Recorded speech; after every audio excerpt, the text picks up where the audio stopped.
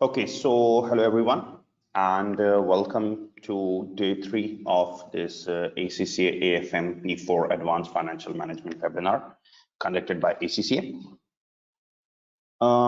We have already had 2 sessions, yesterday and day before yesterday. So as far as day 1 was concerned, we covered investment appraisal question. Okay. As far as day 2 is concerned, we covered currency risk management. 3 techniques were covered: futures, options, and forward exchange contract. Okay. And today, as per the schedule, our topic would be interest rate risk management. Okay, we will study how to deal with interest rate risk. Okay, like yesterday our objective was how to deal with currency risk. Today our objective is to deal with interest rate risk. Okay.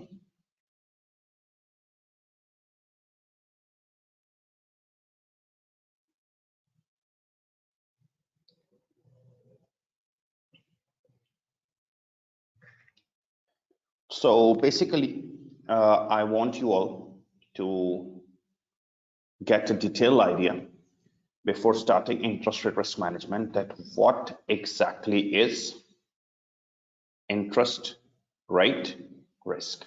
Write down the definition of interest rate risk so that we can start.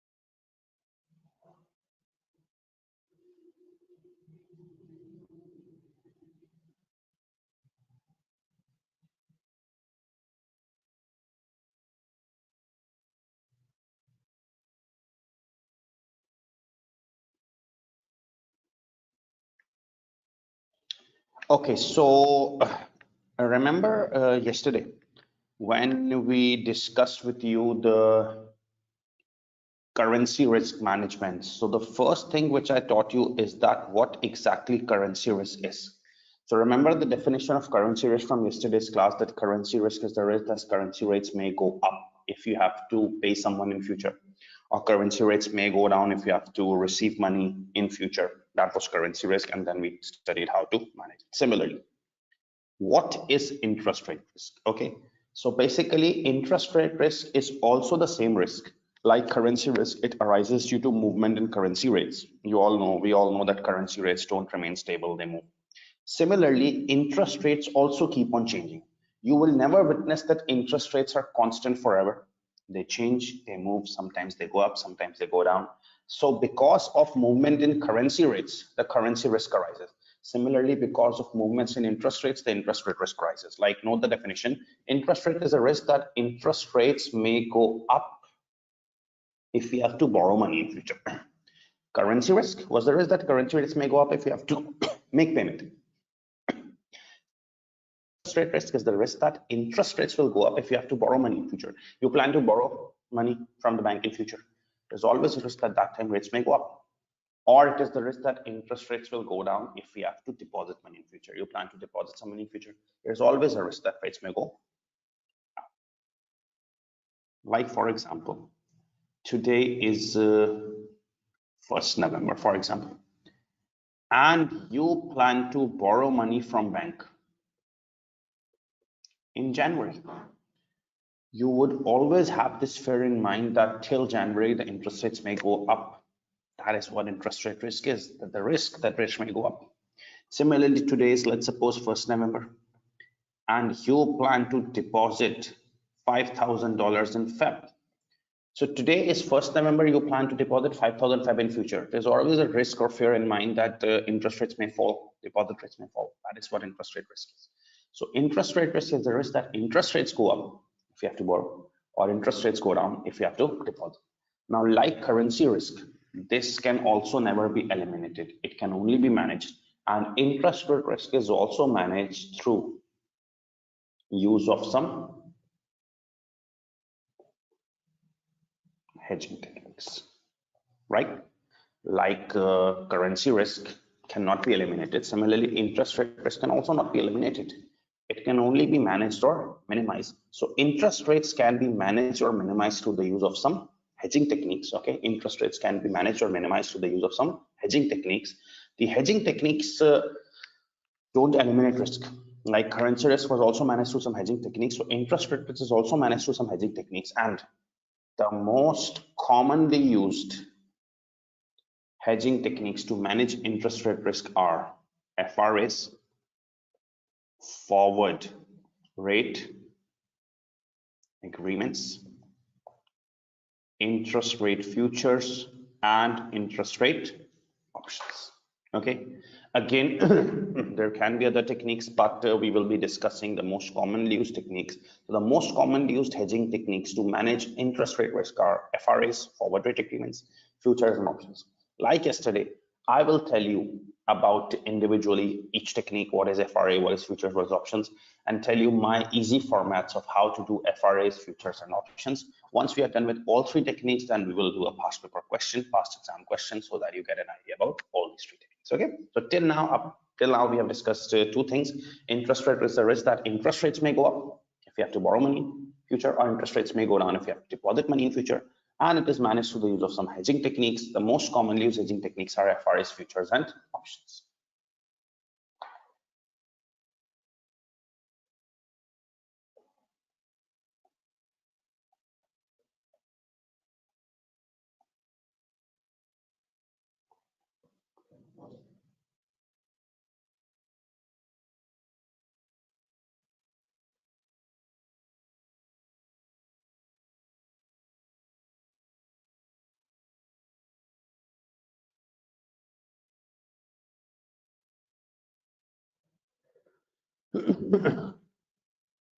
Okay, so the first technique to manage interest rate risk, is called FRAs, forward rate agreements. Now you can consider FRAs is almost same as forward exchange contract. FRAs is almost same as forward exchange contract. Now, what do we do in forward exchange contract? In forward exchange contract, we are afraid that currency rates may go up, currency rates may go down. So we fix an exchange rate, right? What do we do in forward exchange contract? We fix an exchange rate. Similarly, in FRAs, what is the risk in interest rate risk? The interest rates may go up, the interest rates may go down. In FRAs, we fix an interest rate.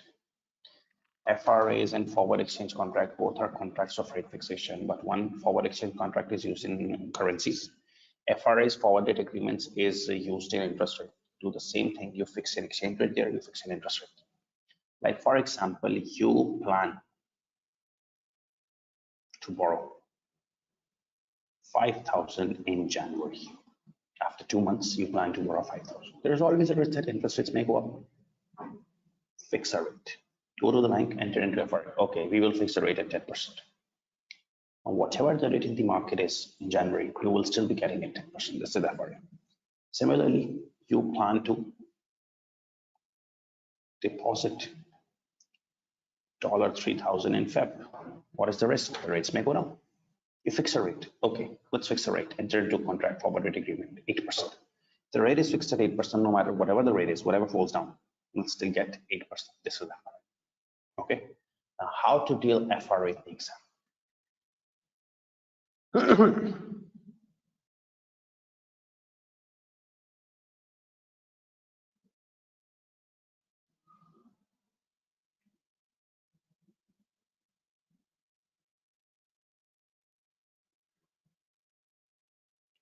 Now, how to deal with FRA in the exam? The format of FRA, it's in front of you.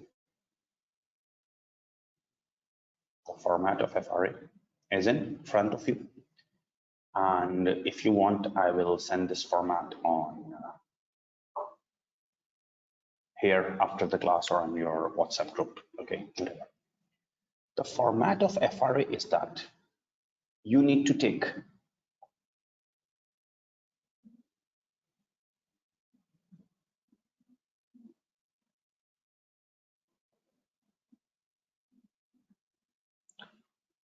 actual return on deposit or actual cost on borrowing, right?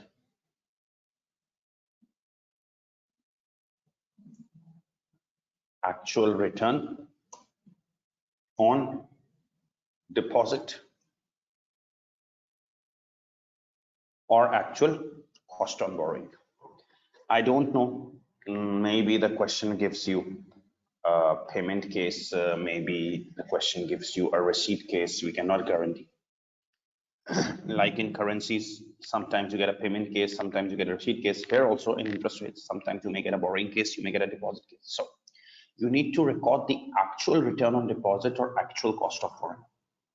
Okay, how is that computed? There's a formula: amount into rate of interest actual into time period over 12. And then you need to add or less benefit or loss due to FRA. How do you get benefit or loss due to FRA? It's different in interest rates, what is in the market and what was the FRA rate committed. The difference in interest rate means what was in the market and what was the FRA rate committed, into amount into time period over. Add or less benefit or loss due to FRA, you get net cost or net return. Now, why I have written add or less benefit or cost due to FRA? Benefit is sometimes added or deducted. Loss is sometimes added or deducted. Like for example, in the numerator, you got a borrowing case. You got a borrowing case. So firstly, you wrote actual cost of borrowing. Through this formula, you wrote actual cost of borrowing. Okay, let's suppose you got a borrowing case. So through the formula, you found actual cost of borrowing. Then you notice that you get benefit due to FRA. You got a benefit due to FRA. Will it be added or deducted? No. You know, benefit will reduce cost. Benefit will reduce cost, so we will deduct it. But let's suppose you get a case of deposit. So firstly, you will record actual return on deposit through this formula, actual return on deposit. And then let's suppose you get benefit. You have written return on deposit here. So benefit is likely to increase return, therefore we add it. I have written both things, add less benefit or loss. Why am I adding or deducting? It depends on the case. If it's actual cost of borrowing, and then you get benefit, so benefit will reduce cost, we will deduct benefit. But if it's a deposit case, you wrote actual return on deposit and then benefit, so benefit will increase return, therefore added. Similarly, let's suppose you have a case of borrowing. So you will firstly record actual cost of borrowing, and then you find that you got loss due to FRA. It can be added, it can be deducted. Now you have written actual cost of borrowing, and then you get loss. Loss increases cost, therefore added. But let's suppose you get a deposit case. So you will firstly write actual return on deposit, and then you noted that FRA gave you loss. So what to do with loss? Now here you have written return in the above statement, you have written return. So loss is likely to reduce your return, therefore deducted. So that's why it's mentioned add less benefit or loss, because it can be added as well, it can be deducted as well. If the case is of borrowing, we will write actual cost of borrowing through this formula. If it's a benefit, benefit reduces cost, therefore deducted, but it's a loss, loss increases cost, therefore added. But if we get to deposit case, we will write actual return on deposit, and then we got benefit, benefit increases return, added. But if you have loss, loss reduces return, therefore deducted. Okay, this is the format of FRA. Any questions regarding FRA?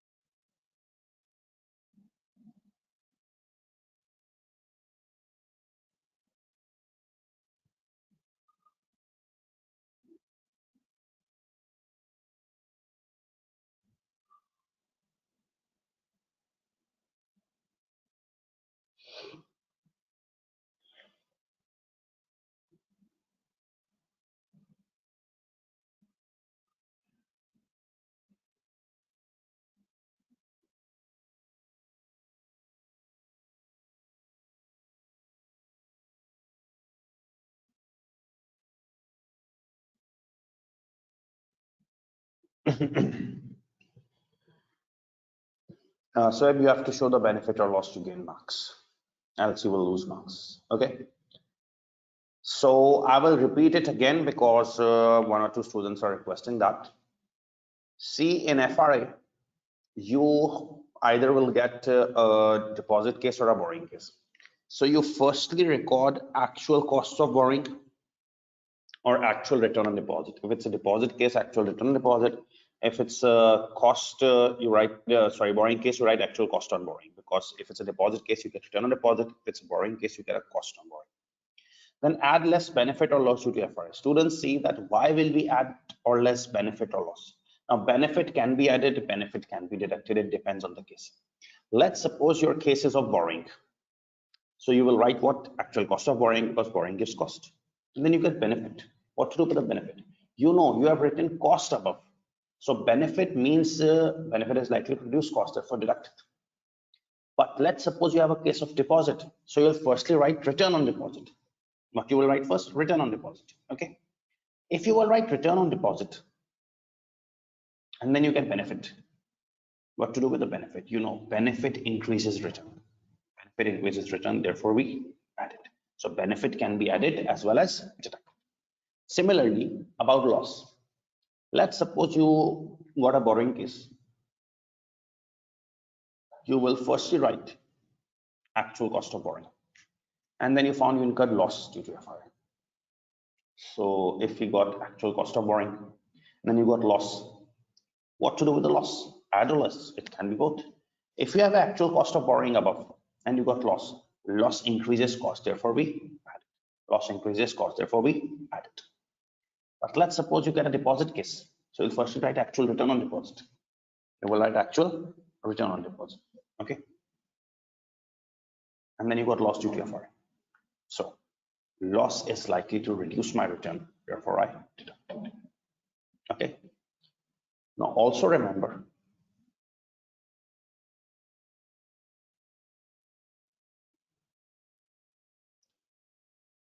a rule of FRA.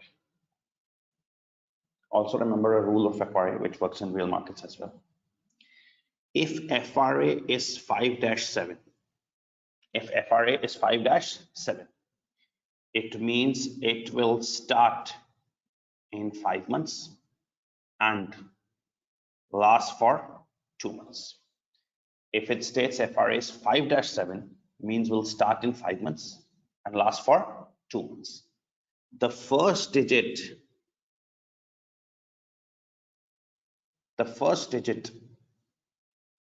is when it will start, and the gap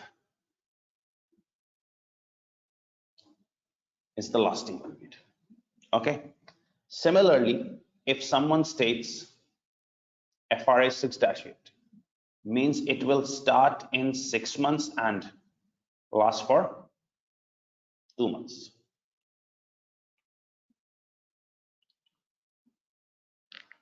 Abdul Wahab, as far as your question is concerned, around 200 plus people have joined the group, and I sent my number in both classes, and whoever messaged me, I have added him in the group.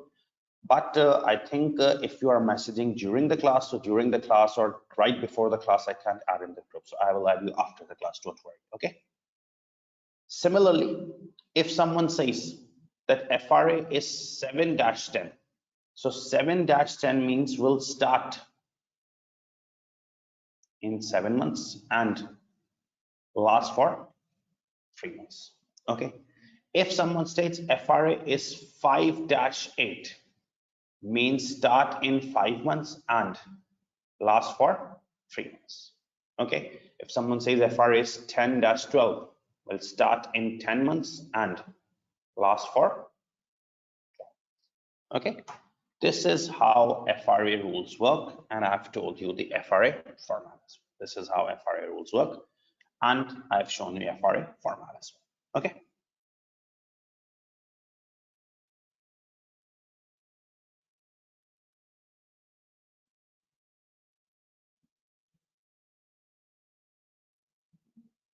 Let's move to the second technique, which is called interest rate futures, okay? Now, interest rate futures has historically proved to be one of such techniques which always create problems for students. Means I am quite sure even when I teach online courses, there are many students from here and there always asking, we need some video lectures on interest rate futures and specific swaps and specifically. So this is an area which has been challenging for students, but I show you, if you follow this strategy, which I'm telling you, okay, and present this in the exam, you can get full marks. Like my students usually are not worried with interest rate futures. Since I'm not in a position to explain more than one question today, so again, you can refer to the September webinar, day 3, and there you can also refer one more question of interest rate futures so that you get a sound understanding. Okay. Now, how to handle interest rate futures? First, remember, either you will get a borrowing case or a deposit case. Like remember yesterday we said that in payment we have to buy call option, in receipt we have to sell put option. There were rules of options. Similarly, there are rules of futures. If it's a borrowing case, we use the sell now buy later strategy. And if it's a deposit case, we use buy now sell later strategy. Okay, if it's a borrowing case, we use sell now buy later strategy. If it's a deposit case, use buy now sell later strategy. Okay. Now, what to do in interest rate futures? Now, in interest rate futures, there is a 7-step approach. In interest rate futures, there is a 7-step approach. It is highly unlikely you will get all 7 steps by just reading it once. But again, if you don't understand any step, just wait till I do the question and that will be 100%. Okay. So the first step of futures is that you need to find number of contracts as follows. Borrowed or deposit amount over contract size. You know what is the borrowed or deposit amount divided by, you know what is the contract size, into time period of borrowing or deposit, for how long you are borrowing or depositing, over 3. This is the first step. You need to find number of contracts. It's borrowed or deposit amount over contract size into time period for how long you're borrowing or depositing over 3. This is the first step. Okay. Now the second step is to find basis risk. Second step is to find basis risk. Basis risk is computed as follows. Spot price minus LIBOR less the futures price which will be given. Spot price. The spot price of interest-bearing bonds is always 100. The spot price of interest-bearing bonds is always 100. So spot plus LIBOR less futures price that will be given. Okay. Basis is basically the commission. If today's rate is 10%, no one is going to book you in future for 10%. They will charge a different rate, their commission. That's basis. This happens in currency as well. Although we didn't use the basis approach in currency. But let's suppose today's Pakistani and USD, the dollar rate is, let's suppose 160. If you plan to pay someone in 4 months and there's a risk that dollar rate may go up, no one is going to offer you a fixed rate after 4 months for 160. They will charge something extra. That's the basis. Okay. Third step is a bit tricky. Find unused basis. Unused basis is basis risk into extra months over total months. Now, what is this unused basis? Remember, the futures contracts are only available for 4 months. 30th March, 30th June, 30th September, 30th December, every quarter. The futures contract is only available for 4 months. 30th March, 30th June, 30th September, 30th December. There's no other option of getting futures contract. It's 30th March, 30th June, 30th September, 30th December, internationally, anywhere in the world.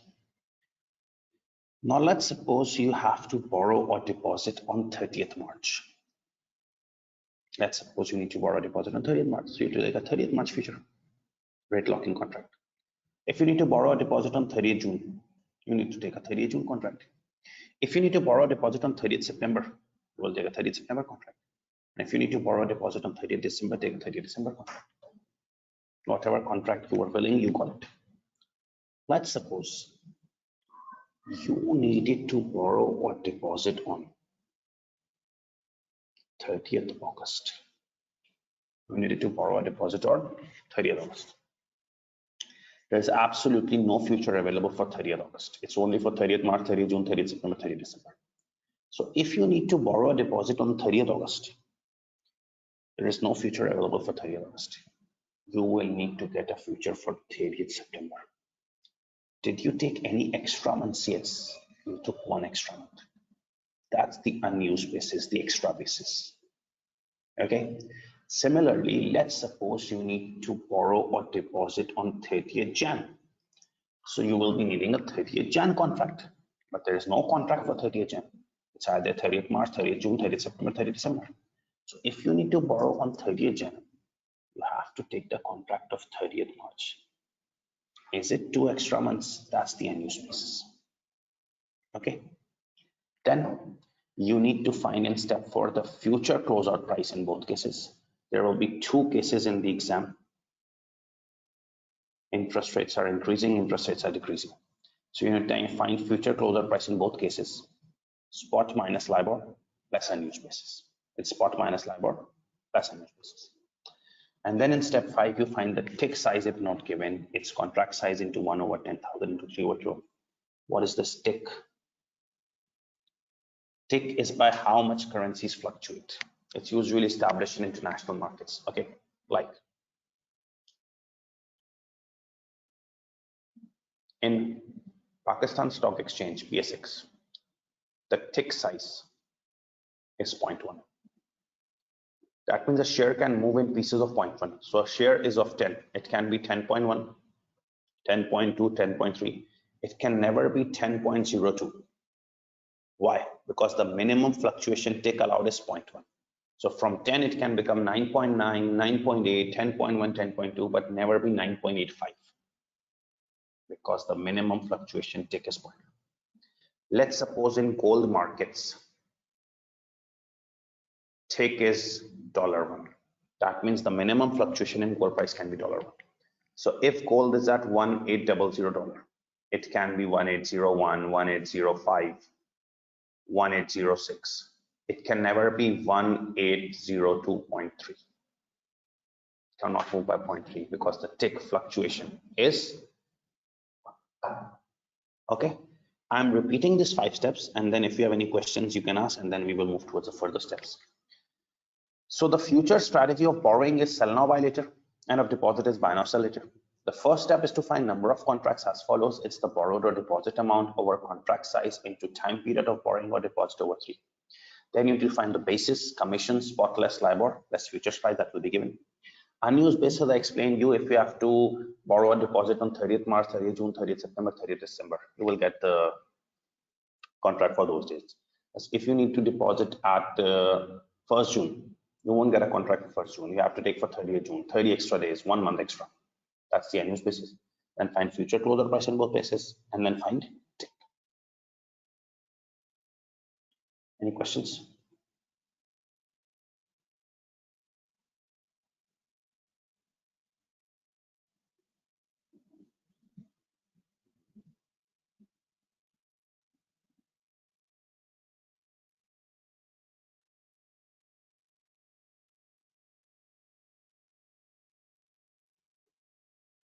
Abdul Wahab, you need to wait that for that. There will be 2 cases in the exam. Either it's increasing or decreasing.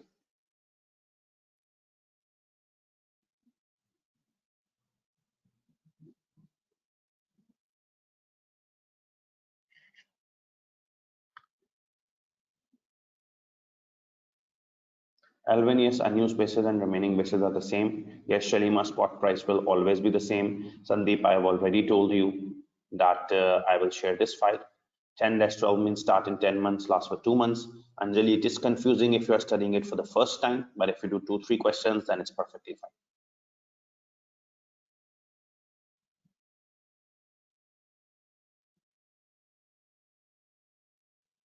Ali Akbar, if you have to borrow on 30th Jan, you need a 30th Jan contract, but 30th Jan contract is not available. It's 30th March, 30th June, 30th September, 30th December. So you will be taking the very next one, 30th March. That means 2 extra months. As per tick formula is also given in step 5.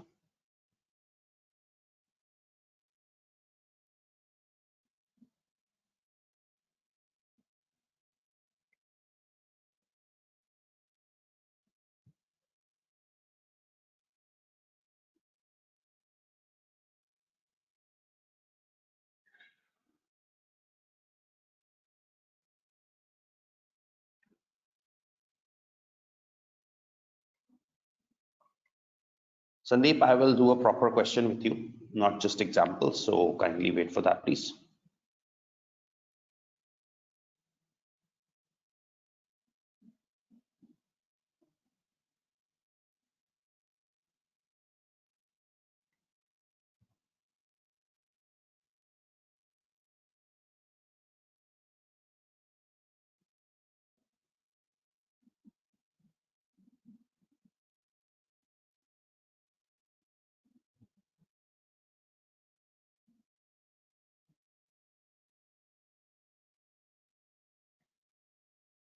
So I've already shared that format file on the WhatsApp group.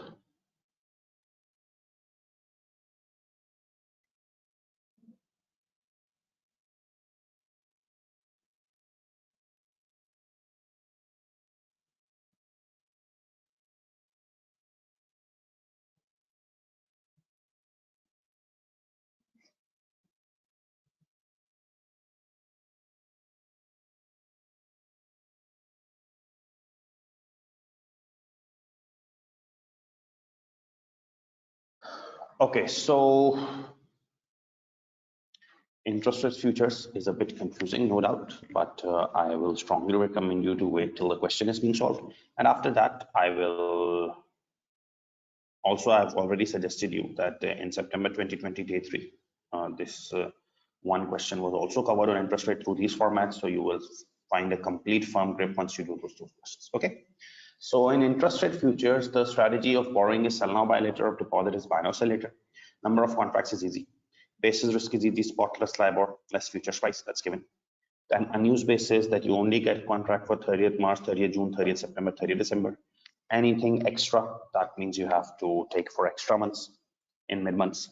Then future closer price in both cases, increase or decrease, then tick if it's not given in the question.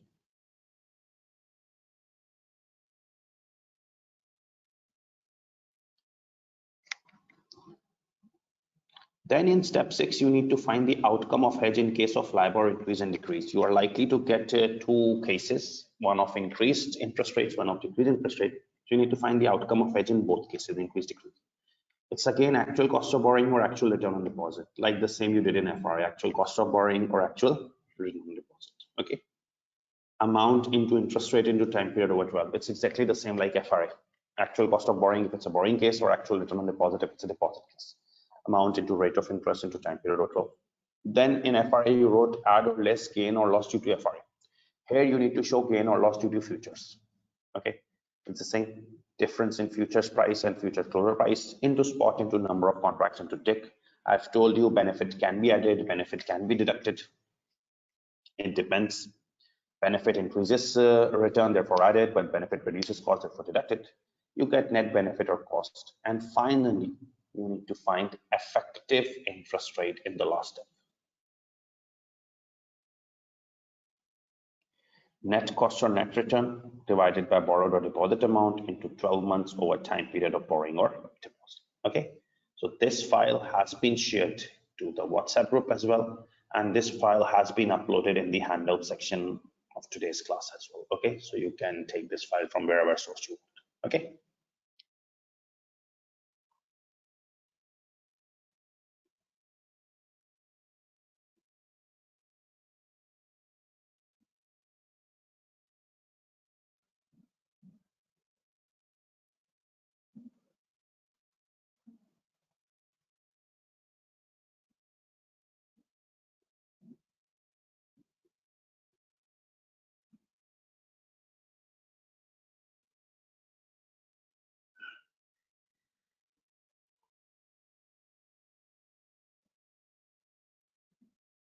Basis is the commission amica.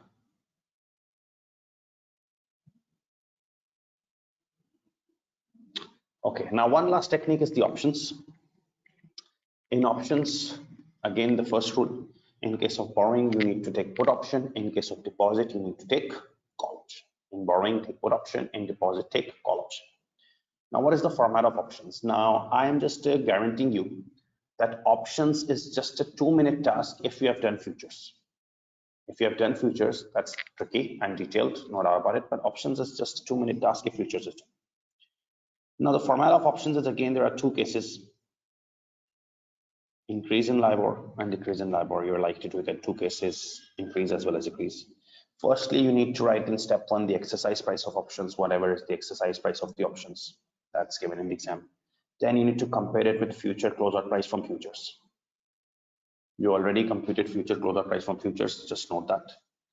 Compare this exercise price of option with future closeout price to decide whether to exercise yes or no. If it's a gain, exercise. If it's a loss, no. I will tell you how to get this gain or loss, but compare exercise price with future closer price. If it's a gain, exercise yes. If it's a loss, no. I will tell you how to decide yes or no. Then write gain in basis points if yes. Then find total gain as follows: gain in basis points into number of contracts into tick. Then note actual cost of borrowing or actual return on deposit. Copy this from futures.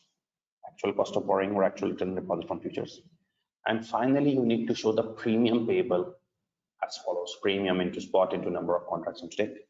Because whenever you enter into options, you need to pay. You get net return on net cost. Once you get net return on net cost, you need to compute the effective rate. Okay. If there is one exercise price given, you have to show on one. If there are two given, on two. This is how options work. Okay. So things might sound a bit scary as well as tricky because there are heavy formulas involved and people usually don't like to learn formulas. But if you do 5, 6 questions of a particular topic. Through this, the formulas would be feeded in your mind. That's your choice how many question practices you do. I can do one question as well as one from the September 2020 webinar, so that you get 2 questions. Further questions, you can do it on your own.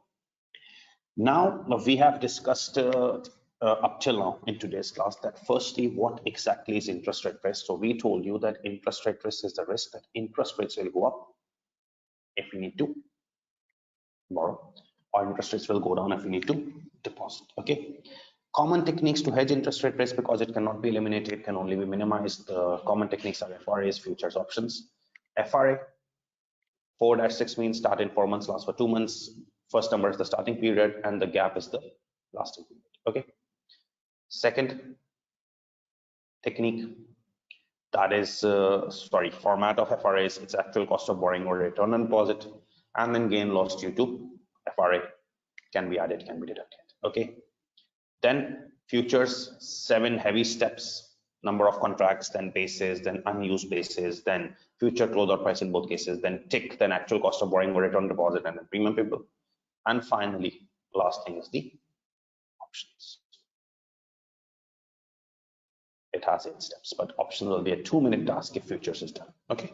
So I think without wasting further time, we should move towards the question. Now I am opening the question handout of today. You also have it. I would advise you all to open as well. And I want all of you to firstly read this question on your own. I want all of you to firstly read this question on your own, and then I will read it for you, and then we will solve towards the solution. Okay, so I'm giving you 4 or 5 minutes. Take your time and read this question. Okay.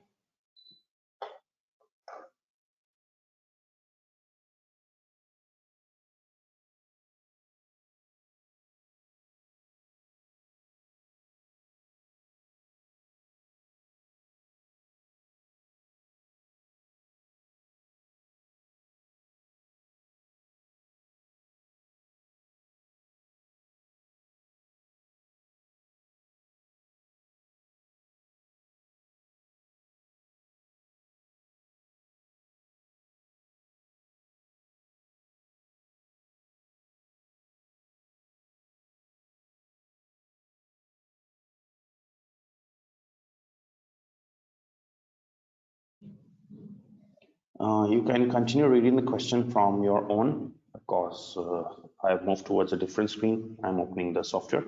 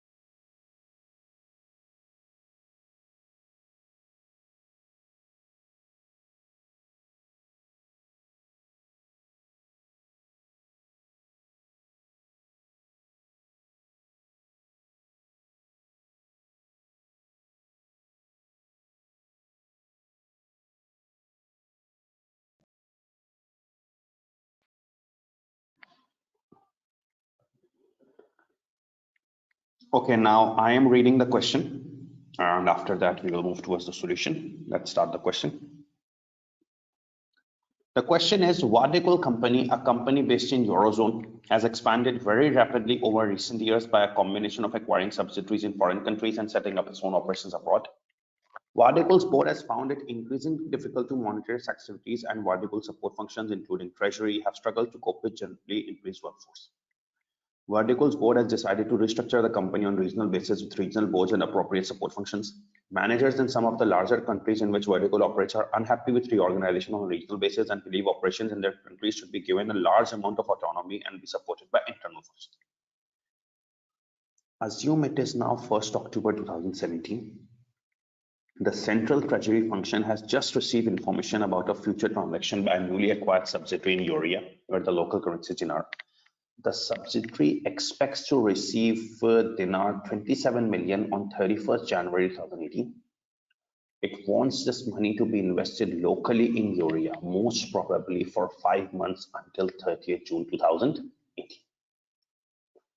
Wadikul's treasury team is aware that economic conditions in Urea are currently uncertain. The central bank base rate is the LIBOR, interbank rate. The central bank base rate in Urea is currently 4.2. And the treasury team believes it can invest funds in Urea at the central bank base rate less 30 basis points. So the base rate, central bank rate, interbank rate is 4.2. And treasury team believes it can invest funds at base rate less 30 basis points. 30 basis points means 0.3%. 1% is 100 basis points. 1% is 100 basis points. 30 basis points is 0.3%. However, the Treasury staff have seen predictions that the central bank base rate could increase by up to 1.1 or fall by up to 0.6% between now and 31st January. I told you there are always going to be two cases in the exam.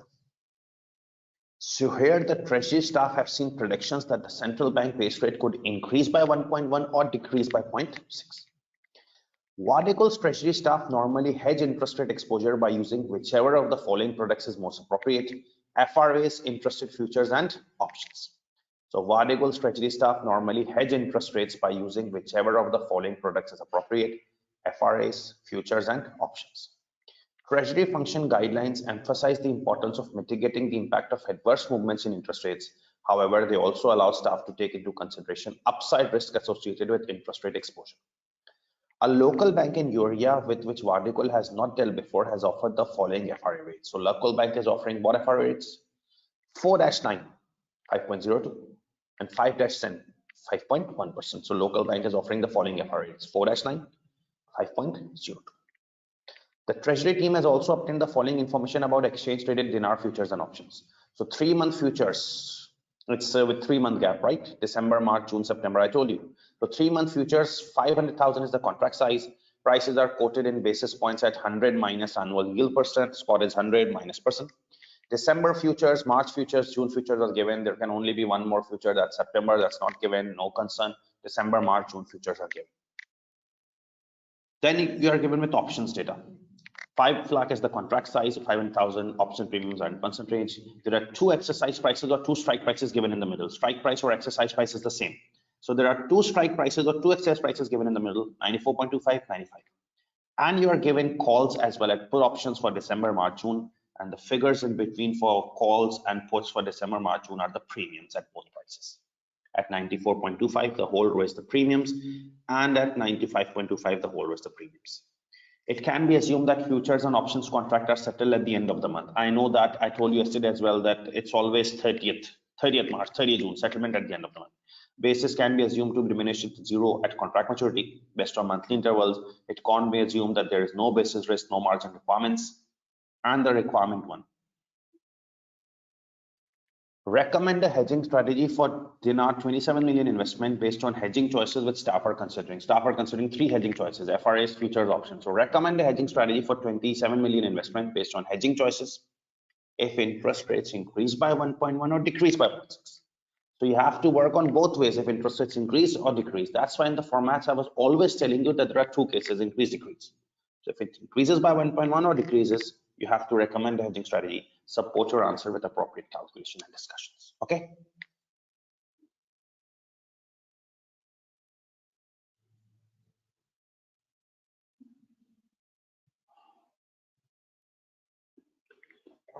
Okay, so we have to deal with the absolute patience, all these three techniques, because I want you to get a complete command on this. Okay.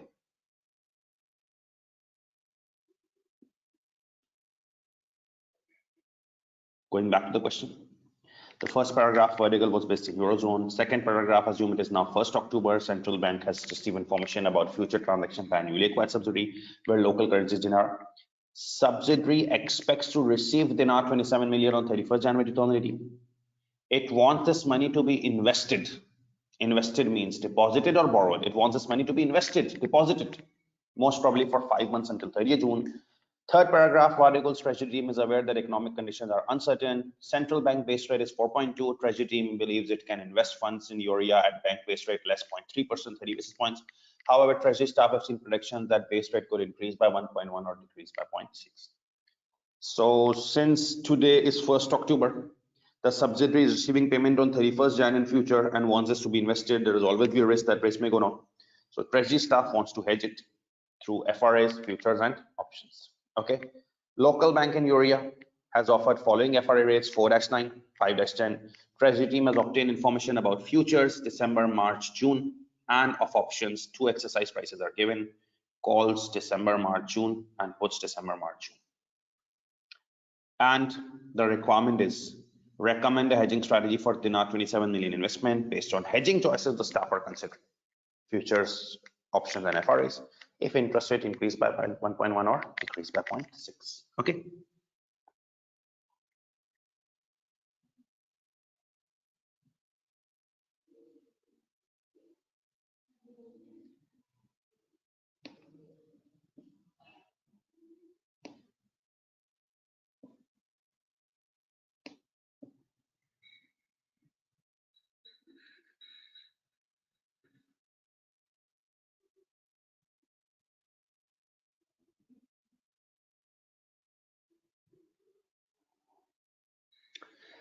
Okay. Now, if you want to get absolute perfection in this, if you want to get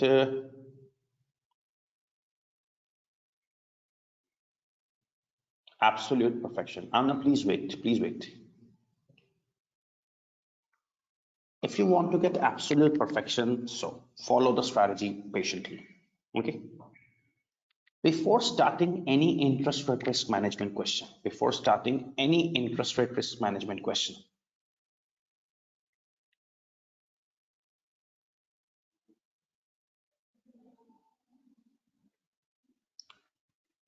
note 4 things with you. If you want to get absolute perfection so that it does not bother you in between, note 4 things. Case. First, note the case. It is of borrowing or deposit. Okay. Second, note today's date. What is the today's date? Third, what is the borrowing or deposit date? And till when borrowing or depositing.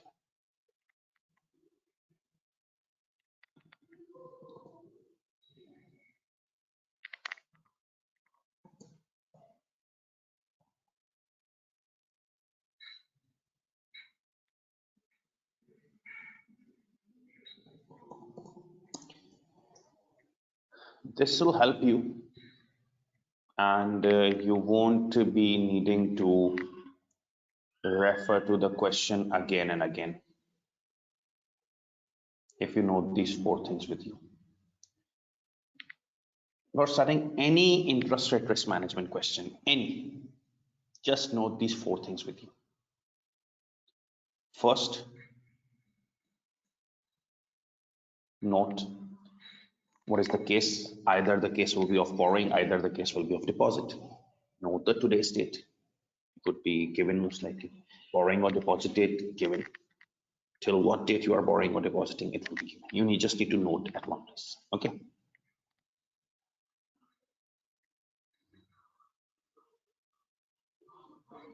So First, we need to note what is the case, borrowing or depositing. So let's search for that. What is the case? Are we borrowing or depositing? Look at the second paragraph. Assume it is now 1st October 2017 and Central Treasury Function has just received information about a future transaction by a newly acquired subsidiary in Urea, where the local currency is dinar. The subsidiary expects to receive dinar 27 million on 31st January 2018. The subsidiary expects to receive dinar 27 million on 31st January 2018. It wants this money to be invested. Deposited, most probably for 5 months until 30th. So the case is of deposit. It wants this money to be invested, deposited. Okay. Then, no 3 dates. Today's date, 1st October 2017.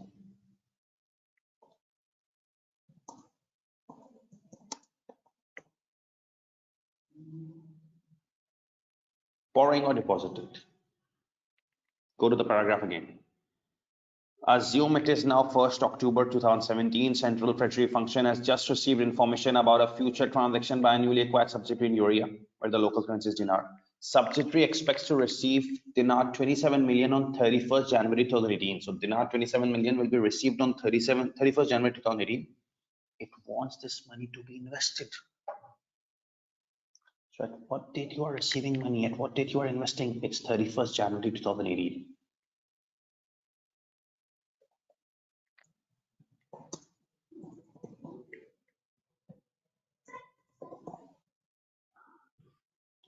It wants this money to be invested most probably for 5 months until 30th June 2018. Till what time you are borrowing or depositing? The last thing. 30th June 2018. Okay. First note these 4 things. This will really help you. You will see the later part of the question that how this is helping you. You don't need to refer to the question again. All these 4 things will be given in the question. That's a guarantee. You just need to search. All these 4 things will be given in the question. That's a guarantee. You just need to search. Okay. Firstly, the case. The case is of borrowing or depositing. Obviously, the question will state we plan to borrow. The question states we plan to deposit. So here it is saying that we are receiving 27 million dinar and we plan to invest, deposit. Today's date was given. At what date we were receiving and depositing? 31st January 2018. Until what time period or date we were borrowing or depositing? 30th June 2018. Note these 4 dates firstly. That's your first step of the question. Any questions with these 4 dates? No other questions, only with this 4 dates, because we will start discussing techniques and there you can ask your questions.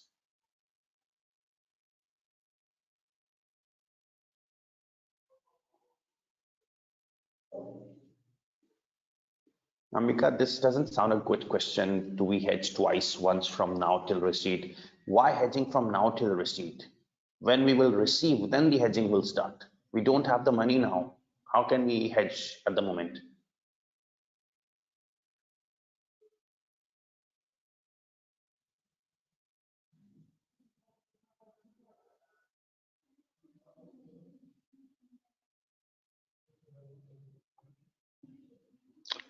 Okay. So before starting any interest rate risk management question, I have told you that you need to write these 4 things first. Case, it's deposit. Today's date, 1st October 2017, borrowing deposit date, 31st January 18, until what date? 30th June 2018. Now, the company was expecting to receive 27 million dinars, which it plans to deposit, but there was a risk that rates may go up or down. So company plans to hedge it. There are 3 techniques under consideration: FRAs, futures, and options. Okay. If you need to recommend a hedging strategy, there are 3 hedging strategies which company is considering. So in order to recommend, you need to solve all of them and then recommend. Like yesterday, it was asking to recommend a hedging strategy. So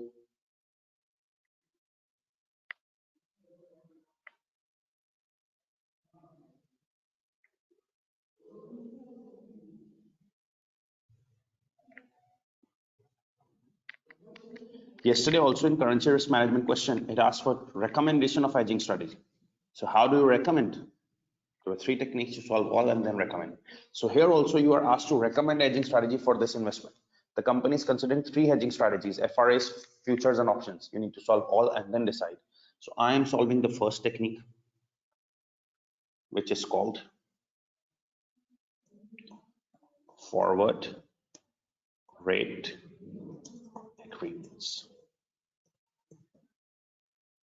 Okay, let's solve forward rate agreements and then we'll be in a position to decide. Okay.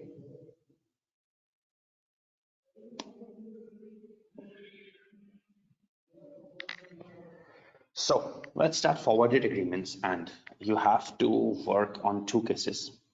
The first case,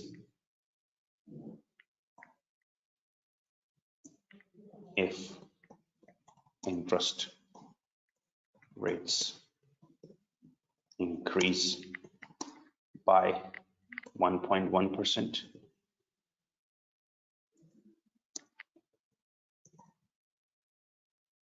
okay,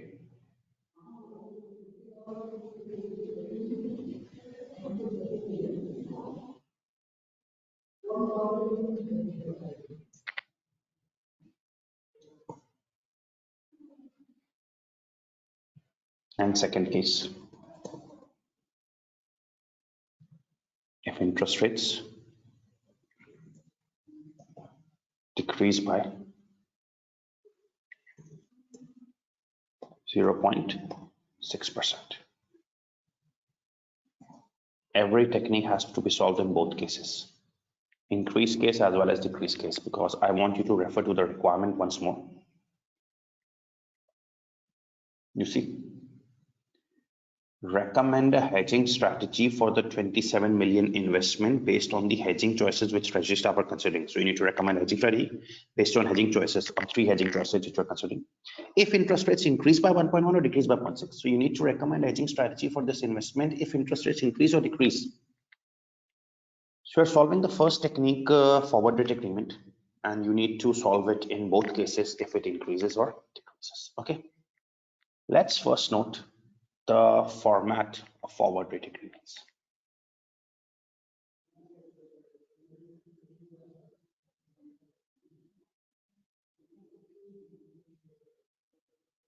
You firstly need to write actual return on deposit or actual cost of borrowing, and then you need to write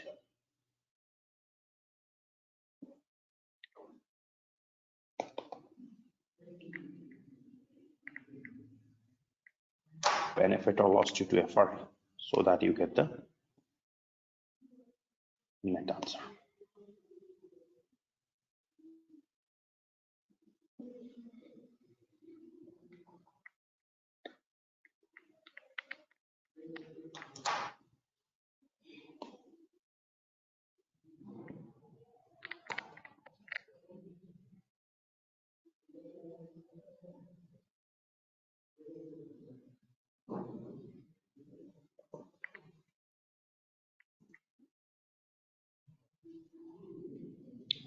So if you look at the format here, you need to firstly write actual return on deposit or actual cost on borrowing. So tell me, is it a deposit case or a borrowing case? It's a deposit case. So we will write actual return on deposit or actual cost of borrowing. We will write actual return on deposit.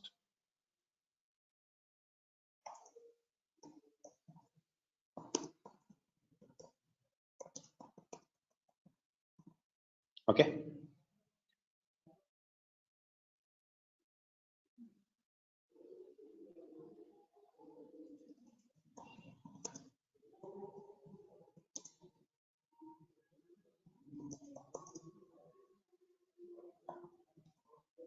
Okay.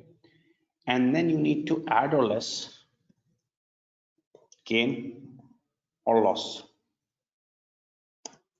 due to FRA.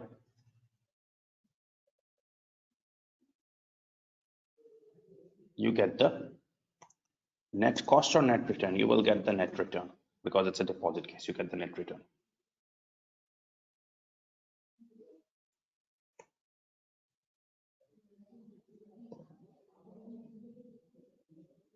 right?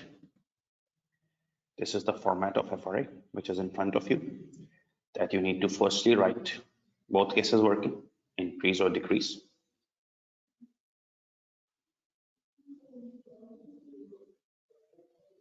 So actual cost of borrowing or actual return on deposit. It's a deposit case, so you need to write actual return on deposit.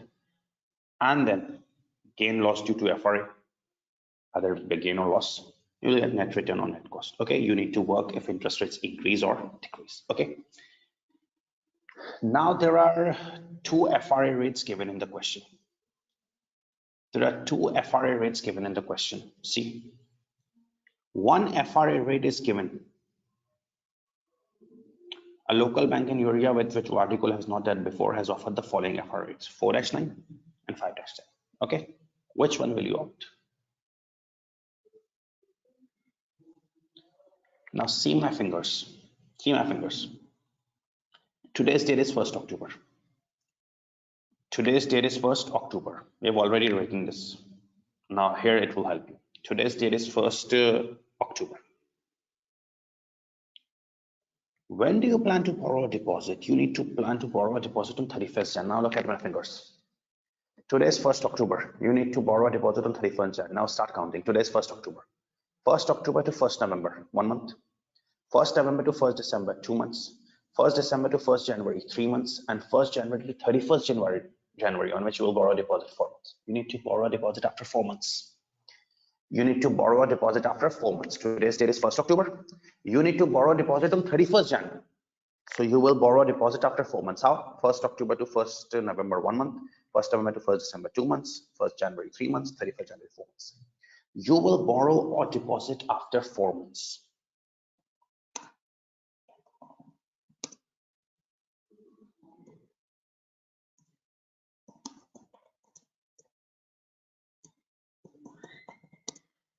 You will deposit after 4 months because today is 1st October. You will deposit on 31st Jan after 4 months. For how many months? You will deposit on 31st Jan till 30th June. You will deposit on 1st Jan till 30th June. So count 31st Jan to 31st Feb or 28th Feb, end of Feb, 1 month. Then 30th March, 2 months. Then 30th April, 3 months. Then 30th May, 4 months. And then 30th June, 5 months. You will deposit after 4 months for a period of 5 months. There are two FRAs given. If had it been a single FRA, I would have used that. But there are two FRAs. Which one to opt? Let's see the days. Today is 1st October. You need to borrow a deposit on 31st Jan. If you count it, it's after 4 months. For how many long?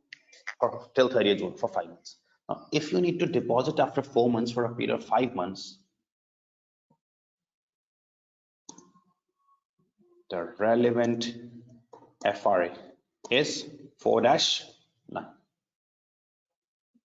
If you will deposit after 4 months for a period of 5 months, the relevant FRA is 4-9, because 4-9 means you will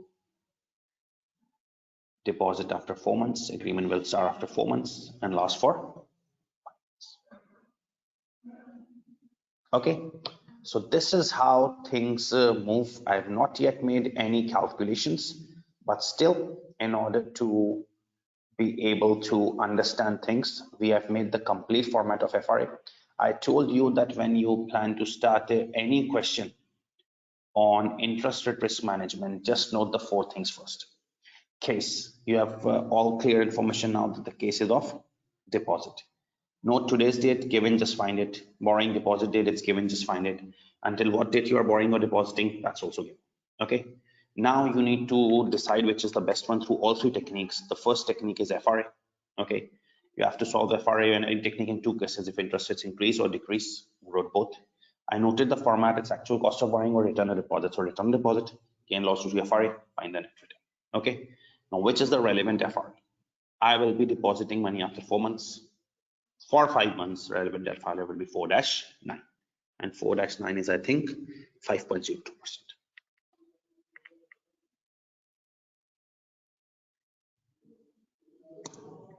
Which is 5.02%. Okay. Now let's start the working for FRA. If interest rates increase by 1.1%.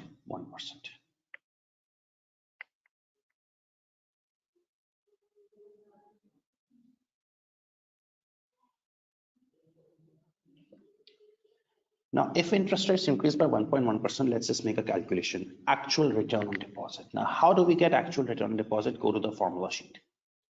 Actual return on deposit is the amount into rate of interest into time period over 12. Amount into rate of interest into time period over 12. Amount into rate of interest into time period over 12.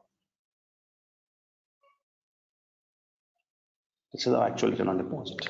Amount into rate of interest into time period over 12. So, how much amount you are depositing? Dinar, 27 million. This is the amount. Dinar, 27 million. Into rate of interest. What will be the rate of interest? The rates have increased by 1.1. The rates have increased by 1.1. Now the LIBOR rate or the central bank rate was 4.2%. The LIBOR rate or the central bank rate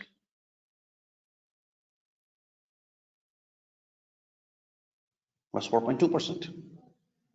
So the LIBOR rate was 4.2%, but you are dealing the case that it's increased by 1.1. LIBOR rate was 4.2, and you are dealing the case that it's increased by 1.1. So in this particular case, the rates have become 5.3.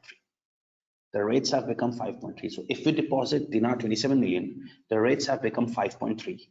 You won't get 5.3 because the question states that you can invest money at central bank rate less 30 basis points. So 0.3% less.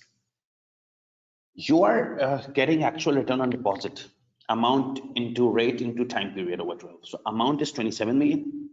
Since rates have increased by 1.1 to 4.2 was the central bank rate. If it's increased by 5.3, you will be investing at 30 basis points, 0.3 less. So you will get 5.3% less 30 basis points. You will get 5%.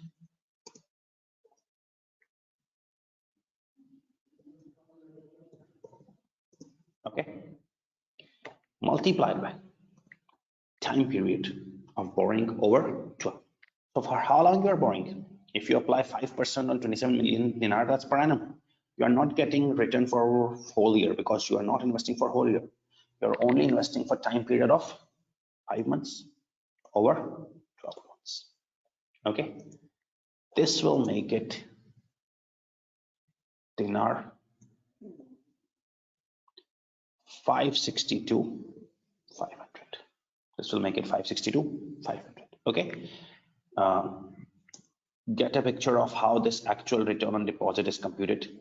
It's amount dinar 27 million into rate of interest 5% into time period over 12. Okay.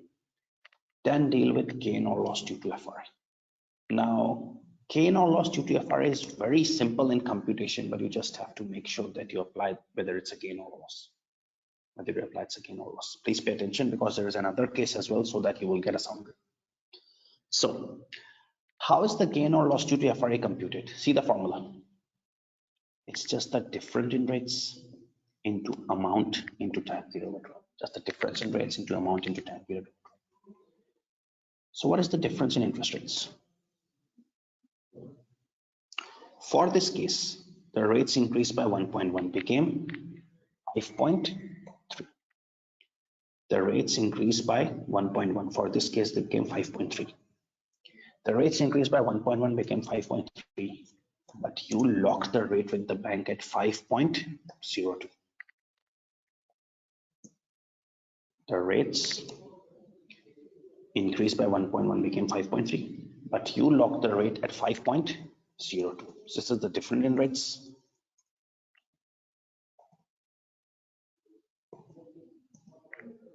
Into amount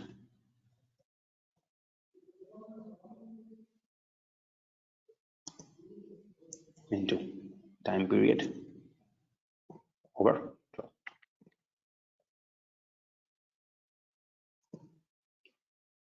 This makes it 31,500. This makes it 31,500.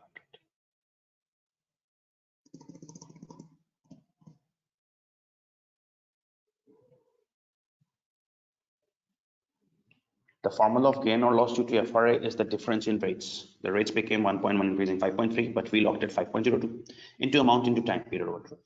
Now, important thing, this is a gain or loss, will be added or deducted. It matters most. It's a gain or a loss, will be added or deducted. Now, it's a deposit case, right? The rates became 5.3. Try to understand this. The rates became 5.3. The rates became 5.3, but you locked the deposit rate at 5.02. The rates became 5.3, but you locked the rate at 5.02.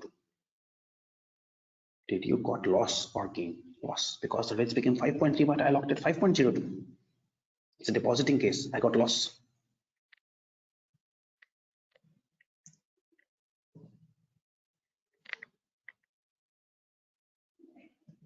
Loss will be added or deducted.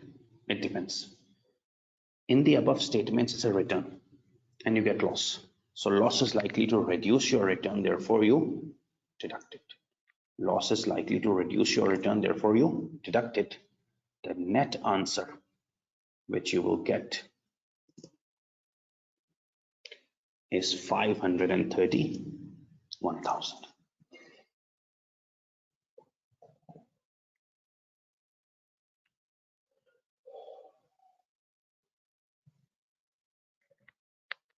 This ends if interest rates increase by 1.1. How do you get the actual return on deposit? It's the amount into rate. How do we get the rate? Interest rates increased by 1.1 became 5.3. We can't deposit at 5.3. We can deposit at 530 basis points, 0.3% less to time period over 12. Then gain loss due to FRA. It's just the difference in rates. The rates became 5.3, but we committed at 5.02. Deposit, we committed less. It's a loss. Into amount into time period over 12. Loss reduces return, therefore deduct. Okay, now to get a grip, just look at another case. Just to get a grip, just look at another case. Then we will take questions. You have to solve on another thing. If interest rates decrease by 0.6, another cases, because you need to recommend hedging strategy if interest rates increase or decrease. Let's suppose interest rates decrease by 0.6. How do we get the actual return on deposit? It's the same formula. Amount. What is the amount? Into rate of interest. The central bank rates are 0.6. Sorry, central bank rates are 4.2. If interest rates decrease by 0.6, they become 3.6. The central bank rates are 4.2. If rates decrease by 0.6, they can become 3.6.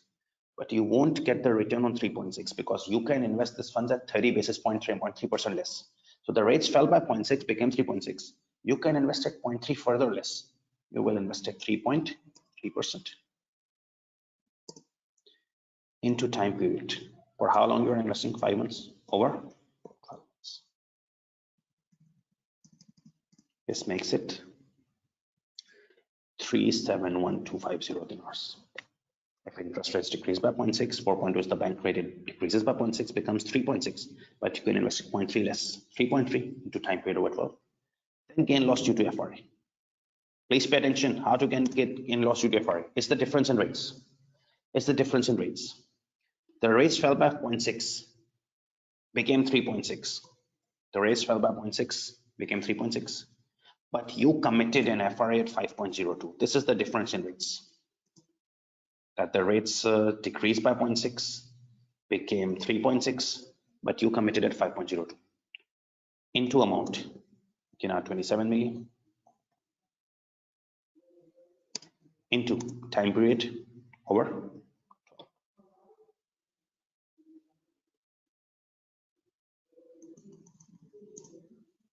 This makes it 159.0. Last thing, it's a gain or loss. It will be added or deducted. So note. The rates decreased by 0.6, became 3.6, but you locked the rate through FRA at 5.02. It's a deposit case. The rates fell to 3.6, but you locked at 5.02. Did you got gain or loss? You got gain because the rates became 3.6, but you locked at 5.02. So you got a gain. Will be added or deducted. Note the above rule. You have got return and above rule. Gain will increase return, therefore added. gain will increase, return therefore add it. So the net return will be adding both.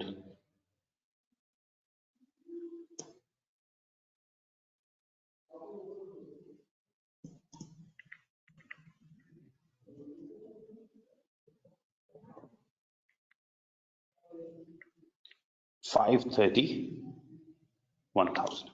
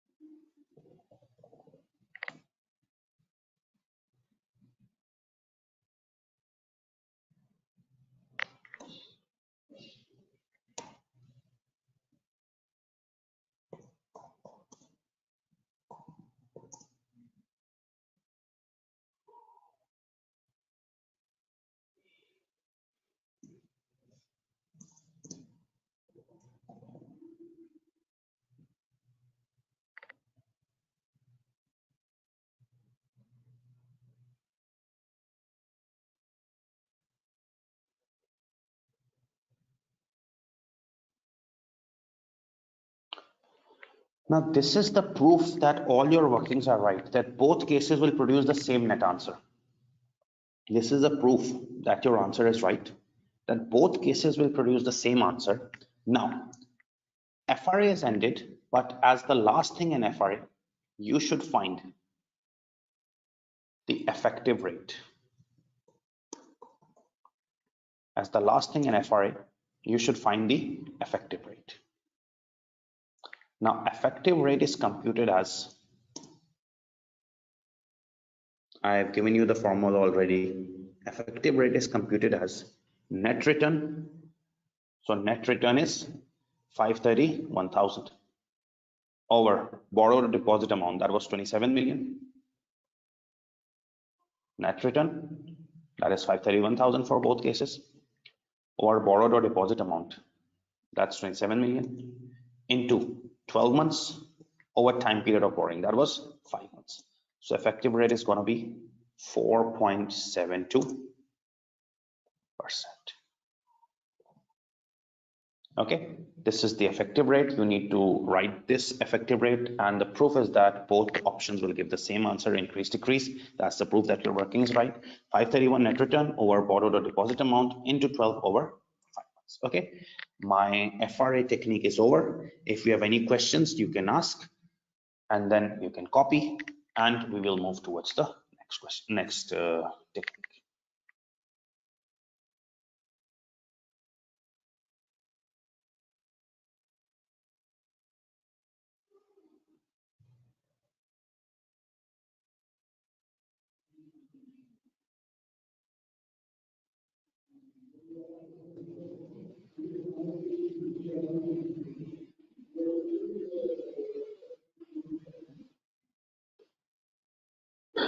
Nirupoma, first your question. So we are only investing at 30 basis points less. So we are only investing in the first row when we are finding return. When you're finding gain or loss, you are not investing. So you will take 5.3. Only when you're calculating your return, you will take 30 basis points less. Kritika, same solution for you as well. For Keshav, you as well. For Jason, you as well.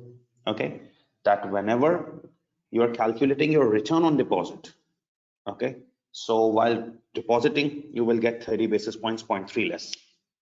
So instead of 5.3 and 3.6, I took 5.0 and 3.3. But when calculating gain or loss, it should be like with like. 5.02 is the locked rate. It should compare with the rate which you are getting in the market. That's 5.3. Otherwise, the impact would be 2 times. FNWA 3.3 is that if interest rates decrease by 0.6, central bank rate is 4.2, decrease by 0.6 means becomes 3.6, and you are investing at 30 basis points, 0.3 further less, so 3.3.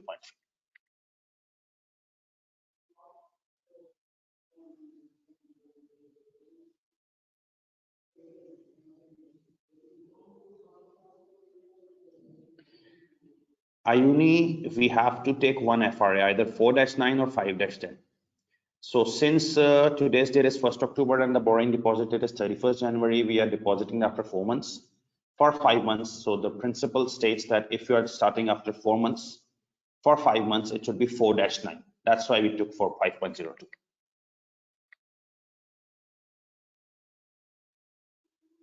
Kritika, that's the reality. Whatever is the central bank rate, you always get less than that. Yes, Anjali. Alvin, it's your choice. You can show bracket. Makaiko, please wait. Effective rate, what it tells us, we will discuss it later.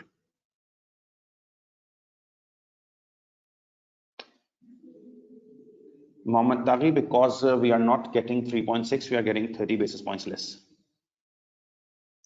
Amdi Rizwan, today's date is 1st October. We are depositing on 31st January.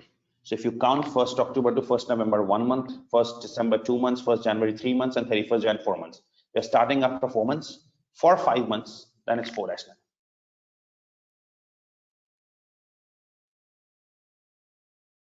Jack Ryan, it's very simple. Borrowing rate is always higher, deposit rate is always lower.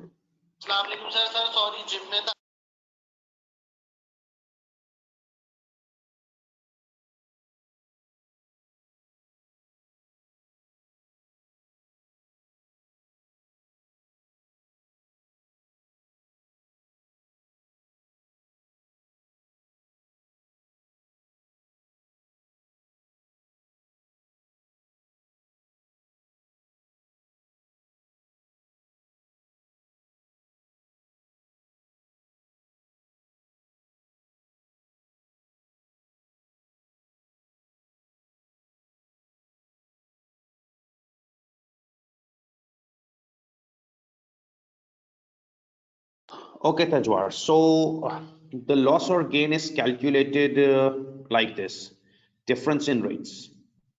So if interest rates increase by 1.1, the rates of market become 5.3. If they decrease by 0.6, it becomes 3.6. 4.2, 0.6 decrease, 3.6. And you compare it to your lock-in rate. So 5.3 and 5.02. So the rates increased to 5.3, but you locked at 5.02. The rates became 5.3. You could have got 5.3, but you committed at 5.02. That's why it's loss. Loss reduces, return deducted. But in second case, rates decreased by 0.6. So it became 3.6. Okay. So when it became 3.6 and the market rate is 5.02, rates became 3.6, you locked at 5.02. It's a gain, and gain increases, return therefore added.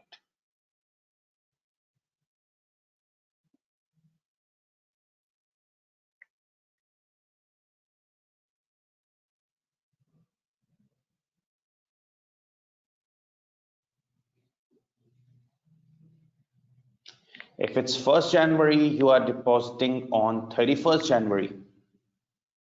So it's exactly 1 month, 30 days. Since it's 1st October, you are investing on 31st January, so it makes 4 months.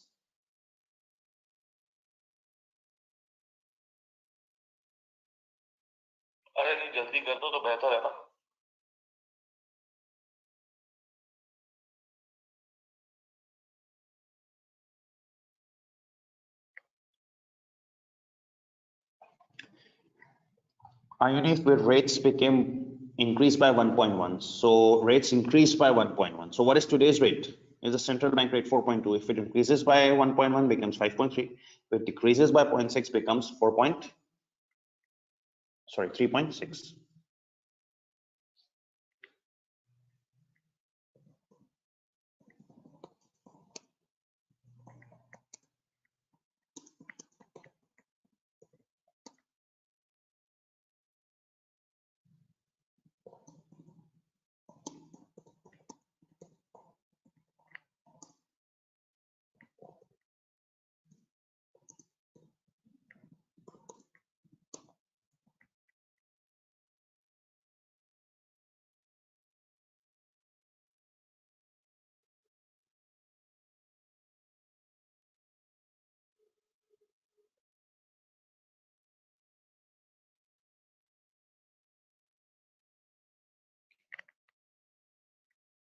Ademo, your question that the market rate becomes 5.3. So you could have got 5.3 and deposited, but you locked at 5.0 to reduce rate. It's a loss.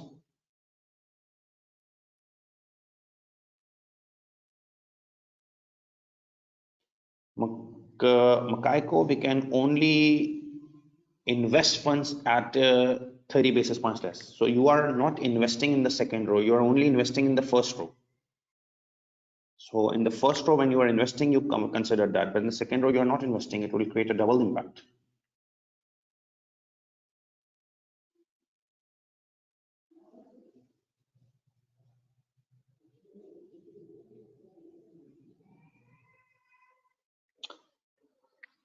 I think we should head for a break now. And after the break, we will continue on the futures and then options. Okay.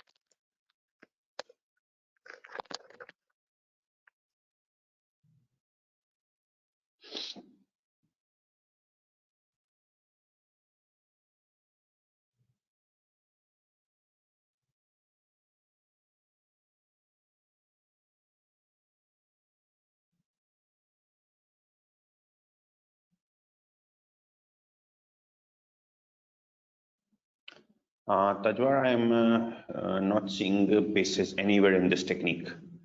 The basis comes in futures.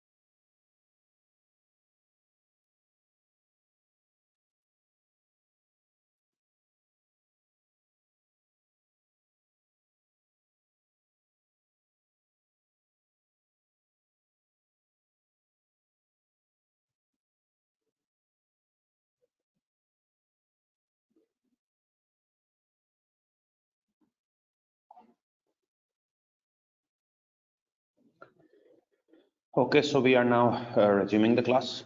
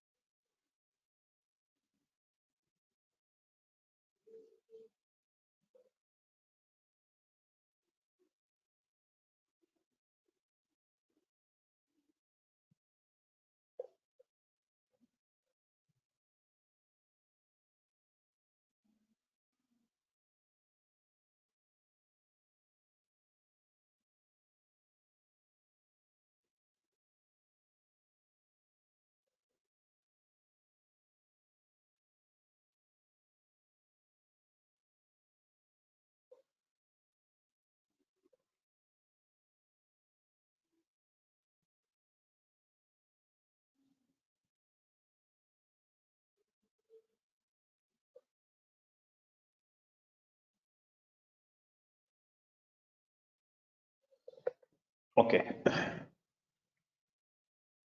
let's now start futures for this question.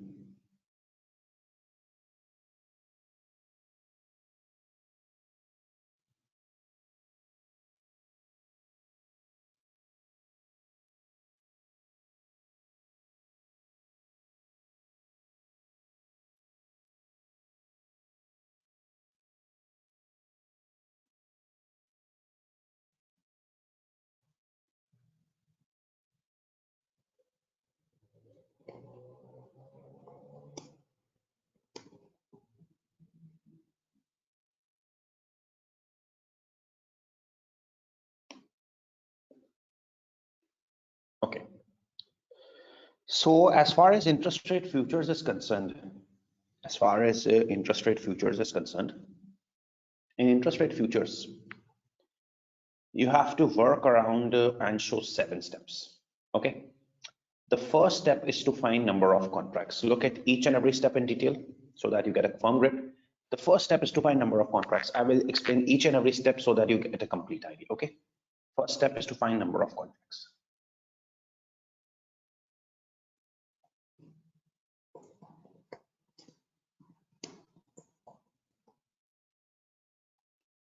Now, number of contracts is basically found by taking, see the format, borrowed or deposit amount over contract size into time period for borrowing or deposit over 3. So it's basically borrowed or deposit amount. Borrowed or deposit amount is dinar, 27 million, into contract size. Go to the question. What is the contract size of futures? 500,000. Borrowed or deposit amount divided by contract size.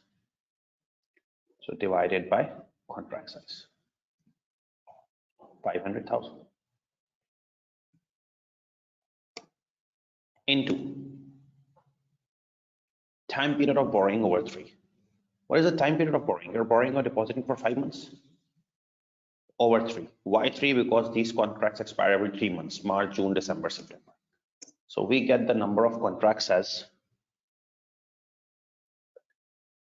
90 contracts. This is the first step to find number of contracts. Okay.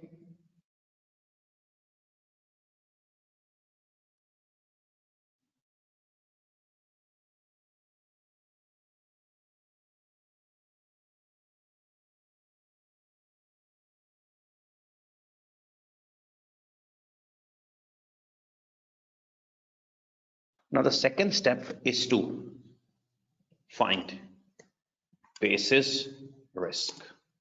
The second step is to find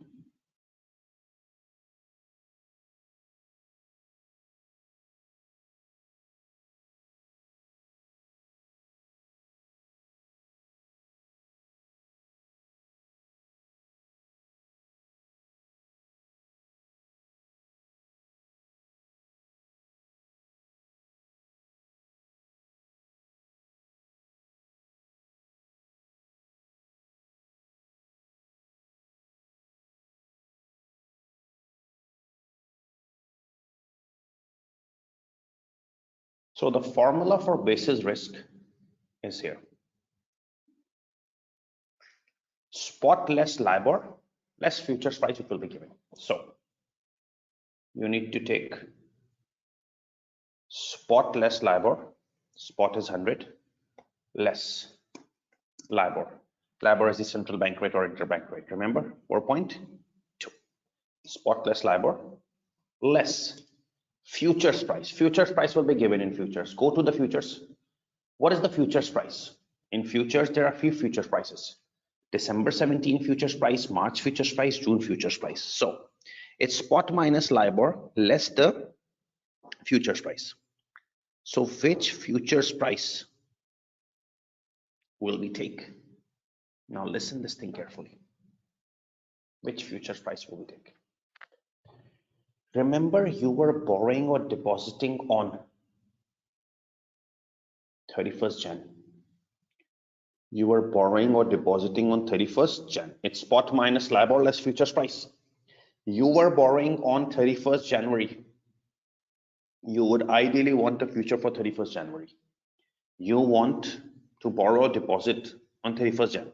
So you ideally want a future for 31st Jan. There won't be future for January. It's only March 30th, June 30th, September 30th, December 30th. So you plan to borrow or deposit on 31st Jan, but there's no future for 31st Jan. It's for March, June, September, December.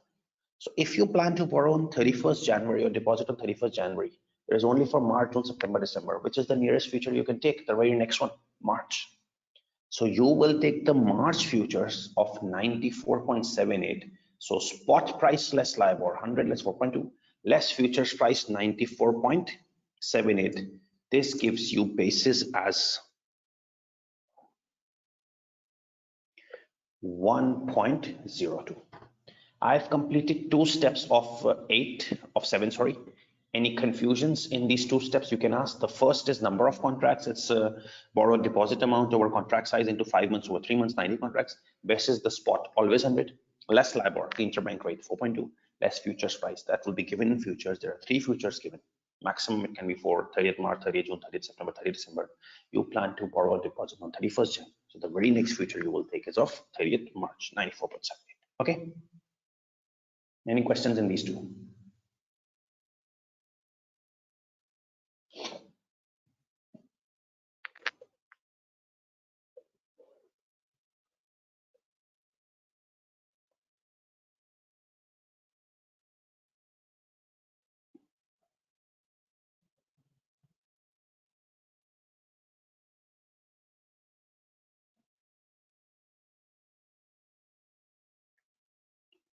Nirupama, you were borrowing or depositing on 31st January. So you ideally needed a contract at 31st January. You were planning to borrow or deposit on 31st January. So you ideally needed a future of 31st January. If the future is of 31st January, which is the very next future that is available, March or June. So we'll take March. Why can't we take June? And if in we are not taking December because December would have passed till 31st January. The very next one is March. Amna, it's no basis risk for now, but when in futures, it will be a basis risk. Keshav, the 30 basis points only come when we are investing money and calculating our return. Unless we are calculating the return or investing money, while calculating the return, we won't take those 30 basis points. Only while computing the return, we will take that 30 basis points.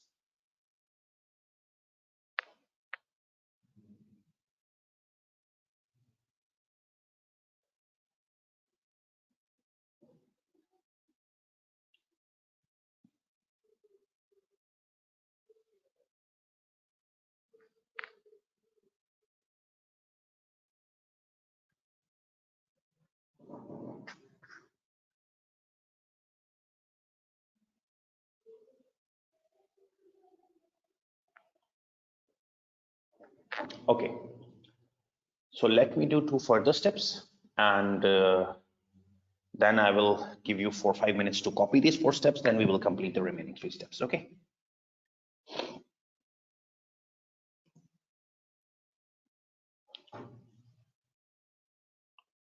Now the third step says you need to find unused basis. What is the formula of unused basis?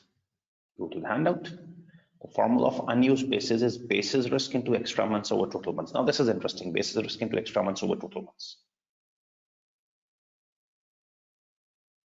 So what is the basis risk? 1.02 into extra months over total months. Just try to understand how do we get extra months and total months, okay? Extra months. You wanted to borrow or deposit on 31st Jan. So you ideally needed a future of 31st Jan. You wanted to borrow or deposit on 31st Jan. So you ideally needed a future of 31st Jan, right? But you took a future of 30th March. You wanted to borrow or deposit on 31st Jan. So you ideally needed a future of 31st Jan. But you took a future of 30th March. So how many extra months? 2 extra months, 31st Jan to 31st Feb or end of Feb, 1 month, and 30th March, 2 months. So the extra months is 2. Repeat, basis risk into extra months over total months. So extra months, you wanted to borrow a deposit on 31st Jan. So ideally you wanted a future of 31st Jan, but you took for 30th March, 2 extra months over total months. What is today's date? 1st October. What is today's date? 1st October. But you took future for 30th March. Count total months. Today's date is 1st October. You took a future of 30th March. So 1st October to 1st November, 1 month.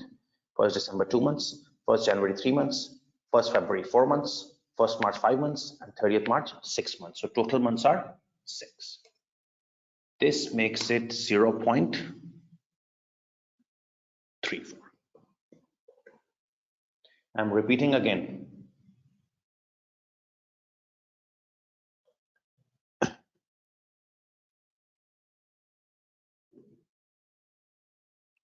The unused basis is basis risk 1.02, just compute it, into extra months over total months. Extra months.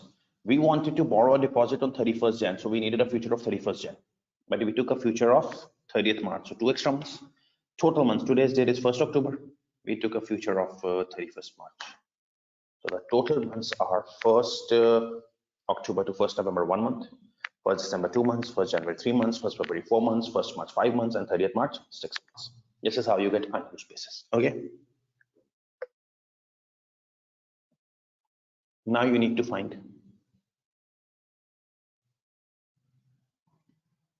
future closeout price in both cases.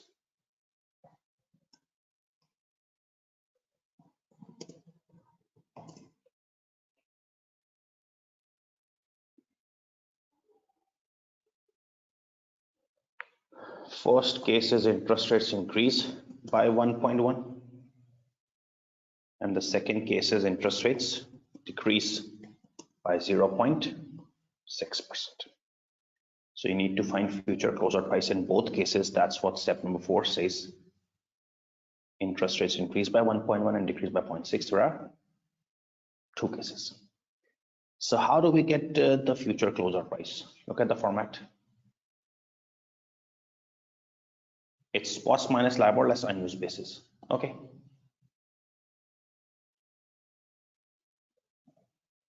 Spot minus LIBOR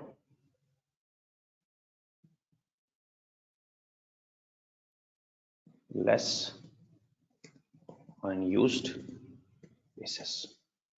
Spot minus LIBOR less unused basis. So spot minus LIBOR means 100 minus. What is the LIBOR here? What is the LIBOR here? 4.2, but it's increasing by 1.1. LIBOR is 4.2, but it's increasing by 1.1. So it's 5.3. Okay. And spot minus LIBOR. Spot is 100 minus LIBOR is 4.2, but here it's decreasing by 0.6. So it's 3.6. Again, the question comes, sir, why didn't you take that less 30 basis points here? I will only take that when I'm investing. I'm not investing money in step 4. It's just spot minus LIBOR. So spot is 100, LIBOR is minus 4.2, but this is the case of increase by 1.1, so it becomes 5.3. And this is the case. Spot 100 minus LIBOR 4.2, but decrease by 0.6, 3.6. Okay, so this is spot minus LIBOR and less unused basis. What is the unused basis? It's 0.34. It's 0.34 unused basis. You have just calculated that. So spot minus LIBOR less unused basis. You get future closeout price in both cases. You get future closeout price in both cases. 94.36 and 96.06.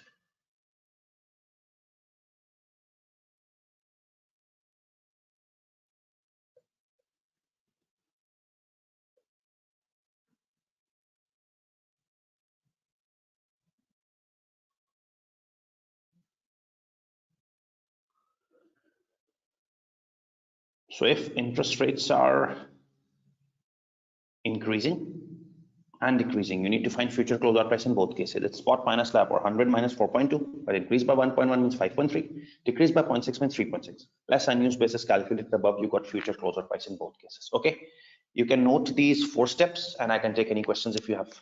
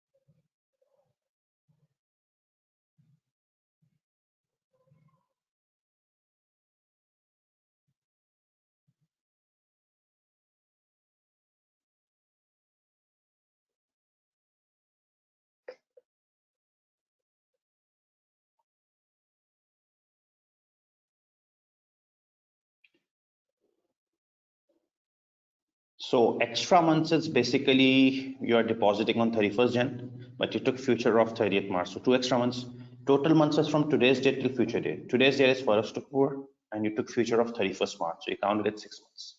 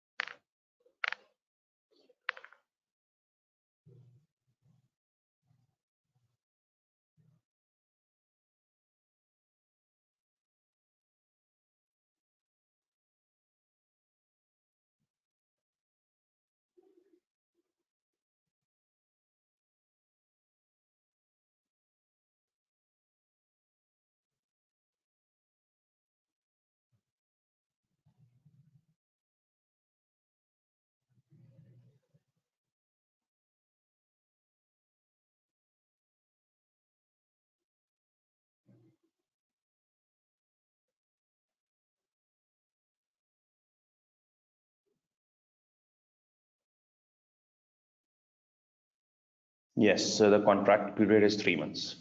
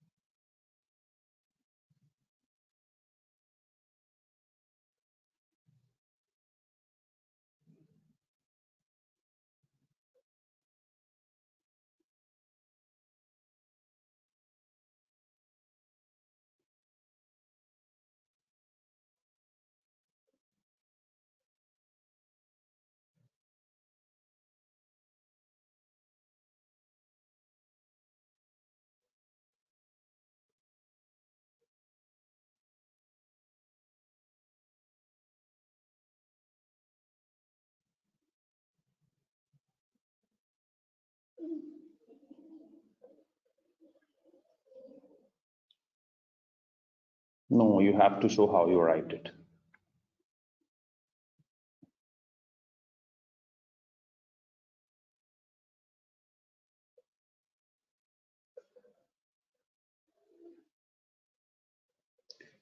Then step 5 is easy.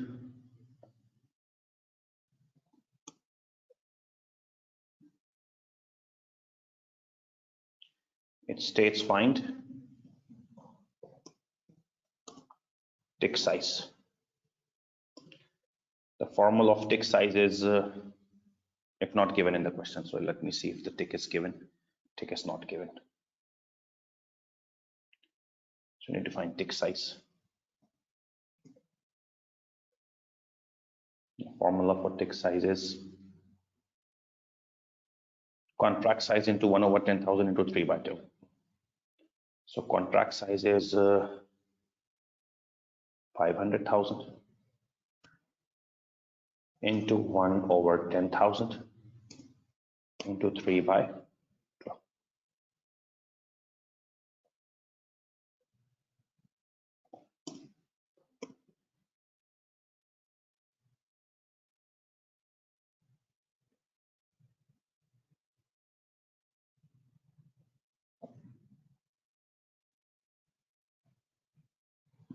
It's 12.5. So now we are done with 5 steps. We only have 2 steps left. So I want you to make sure you don't have any problem in these 5 steps. Just go through these 5 steps. We are doing it very, very slowly. Just go through these 5 steps so that if you are clear with that, then I can complete the last 2 steps and that would be it for futures.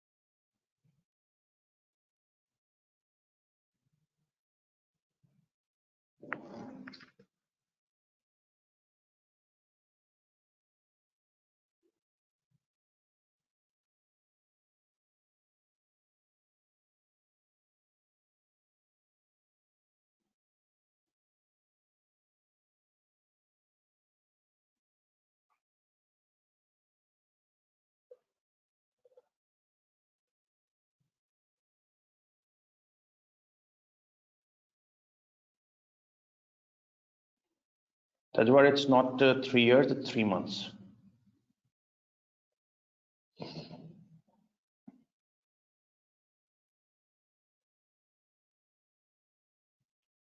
Yes, Fasi, I will explain it to you, don't worry.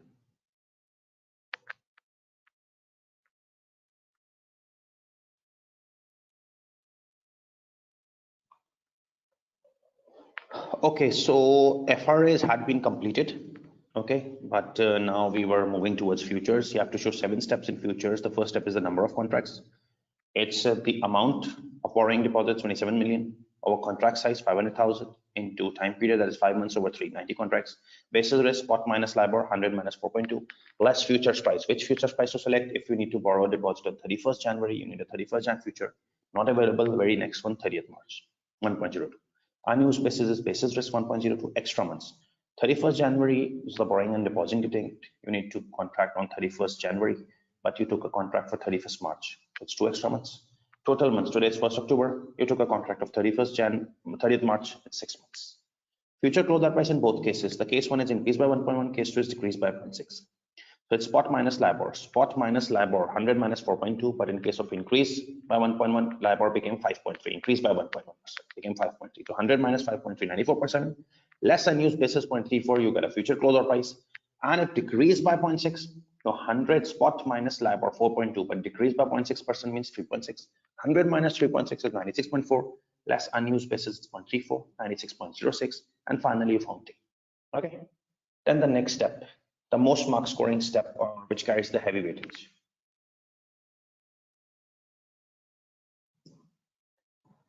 Find outcome of hedge in both cases. You need to find outcome of hedge in both cases. Okay. The first case is interest rate increased by 1.1%.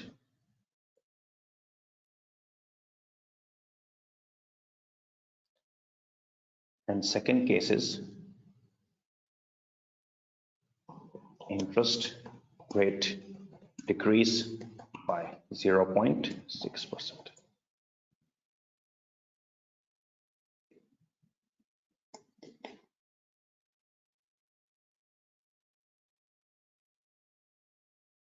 Okay, you need to find outcome of hedge in both cases. Interest rates increased by 1.1, interest rate decreased by 0.6%. Okay, so what is the format of outcome of hedge in both cases? Firstly, the same thing, actual cost of borrowing or actual return on deposit. So it's a deposit case, you will write actual return on deposit and then add less gain or loss on futures, net benefit, net cost. Okay, it's the same thing. So it's actual cost of borrowing or actual return on deposit. Okay, here it's actual return on deposit. Here it is also actual return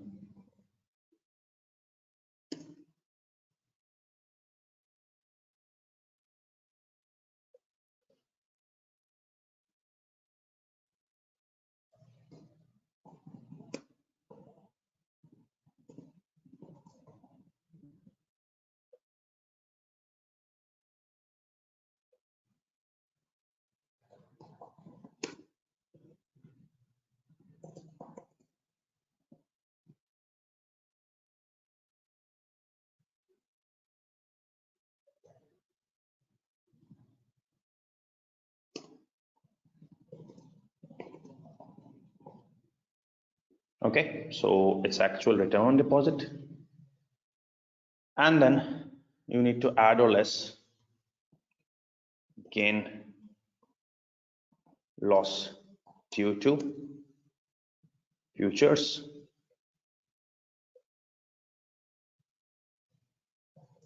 gain loss due to futures,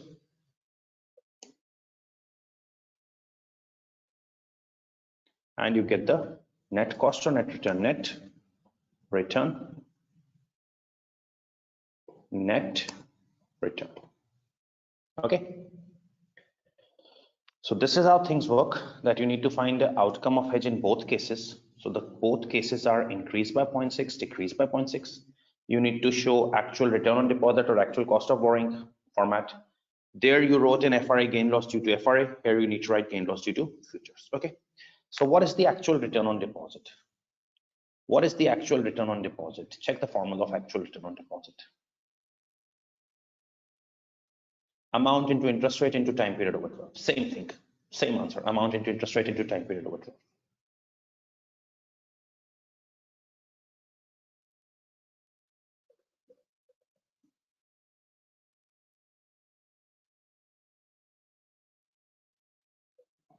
So what is the amount? Dirham 27 million into interest rate. You're finding return on deposit. So amount is dirham 27 million into interest rate. It's 4.2, but you are dealing with the case increased by 1.1, became 5.3. But you can't deposit, get return at 5.3. You are depositing money. You won't get 5.3 even though interest rates have increased by 1.1, become 5.3. You will get 30 basis point, 0.3 less. So 5% into time period of borrowing. It's 5 months over 12. Okay.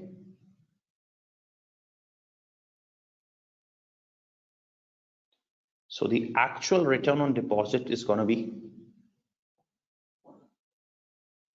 the same as computed in forwards. 562 500.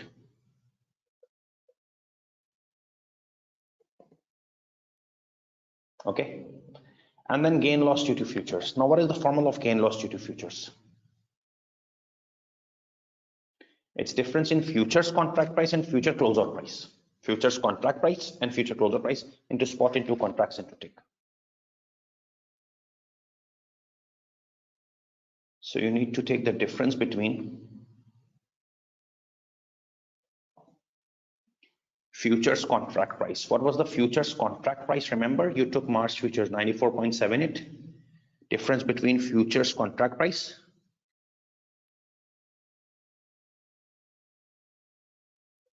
and future closeout price. Remember, in increase case, the future closeout price was 94.36. Futures contract price. The futures contract price is 94.78. Remember, you took March futures in the question, 94.78, and future closeout price. In increase case, you have just calculated the futures closeout price, 94.36 in the fourth step. Into spot, 100, into number of contracts, 90, into tick, 12.5. Difference between futures price 94.78 and future closeout price 94.36 into spot, into contracts, into tick.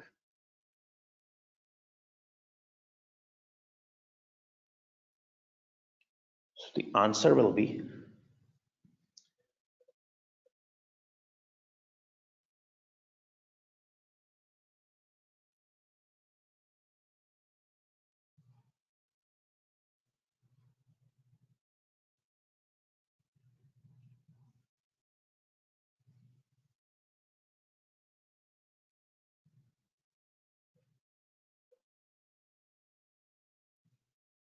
47250.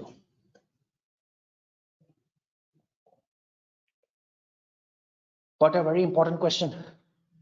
It's a gain or a loss. It will be added or deducted. It's a gain or a loss. It will be added or deducted. Now, what is the strategy in deposit? What is the strategy in deposit? See, the strategy in deposit is buy now, sell later. Buy now, sell later. So buy now, sell later. Buy at 94.78 and sell at 94.36. Buy at 94.78, the first price. Buy now, sell later. Buy at 94.78 and sell at 94.36. If you buy something at 94.78 and sell at 94.36, buy at higher 94.78 and sell at 94.36. If you buy something at 94.78 and sell for 94.36 less, it's a gain or a loss? Loss. Loss will be added or deducted. So loss will reduce our return, therefore deduct it.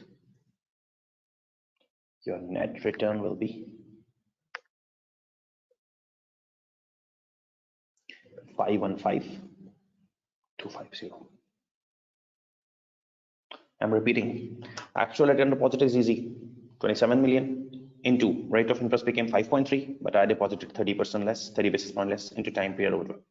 Gain loss due to futures is the difference in futures price 94.78 and the closeout price already calculated. See here, in case of increase, I'm highlighting it. 94.36. I just made it red.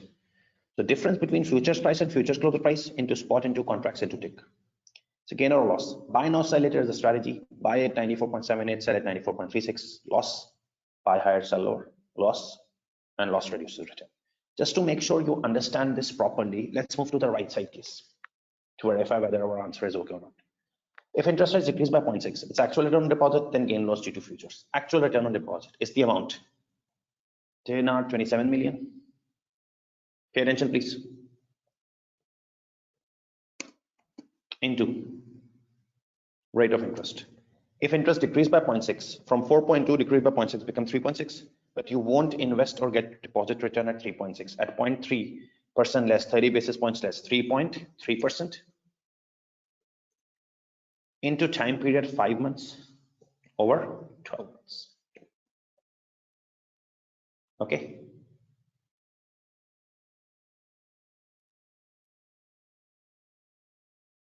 This makes it 371250. You already got this in futures as well. Sorry, FRAs as well. Now, gain loss due to futures. The formula of gain loss is difference between futures price and futures closer price. Difference between futures price and future closer price. You all know that futures price is 94.78. Futures price is 94.78. Difference between futures price and futures closer price. The future closer price in case of decrease is 96.06. The futures closeout price in case of decrease is 96.06. I just made it red in step 4. So difference between futures price and futures closeout price in decrease, it's 96.06. That's the formula, difference between futures price and futures close price into spot 100 into contracts 90 into tick 12.5. This makes it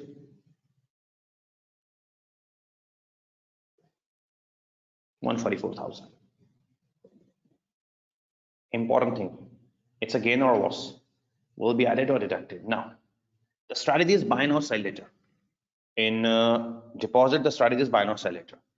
Buy now, first one buy 94.78, sell later 96.06. Buy at 94.78, sell at 96.06. Buy at 94.78, sell at 96.06. It's a gain or a loss. Buy at 94.78, sell it higher 96.06. It's a gain. Gain will be added or deducted. Gain increases return. So you have return, gain increases return, add it. This makes it 515250. The proof that your working is correct. Both options increase decrease of FRA must be same, and both options increase decrease of futures must be same. Okay, and once you have done this, you just need to go and find the effective interest rate as follows.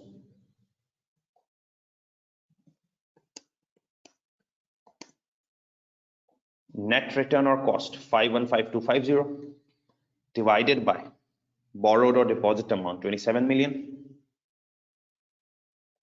into 12 months over time period of borrowing 5 months. This gives effective rate as 4.72%.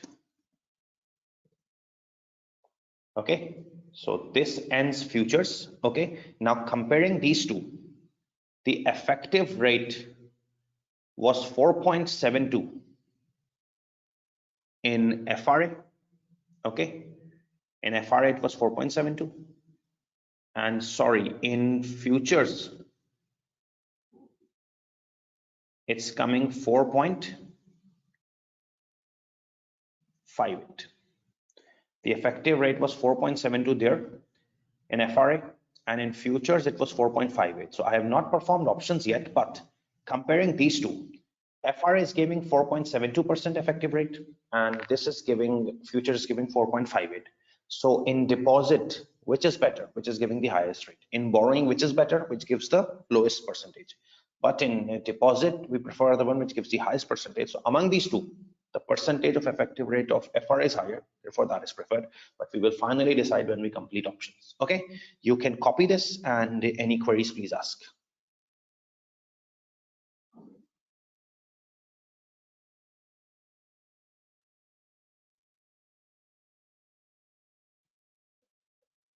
Anjali, 3 by 12 is fixed in tick size because the contracts expire after every 3 months and it's a 1 year period. Ioni, the interest rates increase by 1.1 become 5.3 and decrease by 0.6 become 3.6. But you can't invest money at 5.3 and 3.6. You can invest at 30 basis points, 0.3% less. So 5.3 less 0.3, it's 5, and 3.6 less 0.3, it's 3.3. Yes, Muhtar.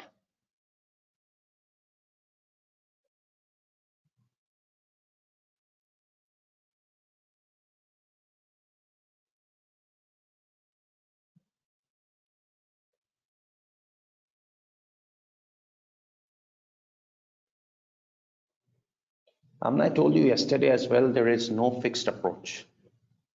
You can follow exactly what examiner is doing, or you can follow my approach or XYZ, any approach, as long as your answers are the same.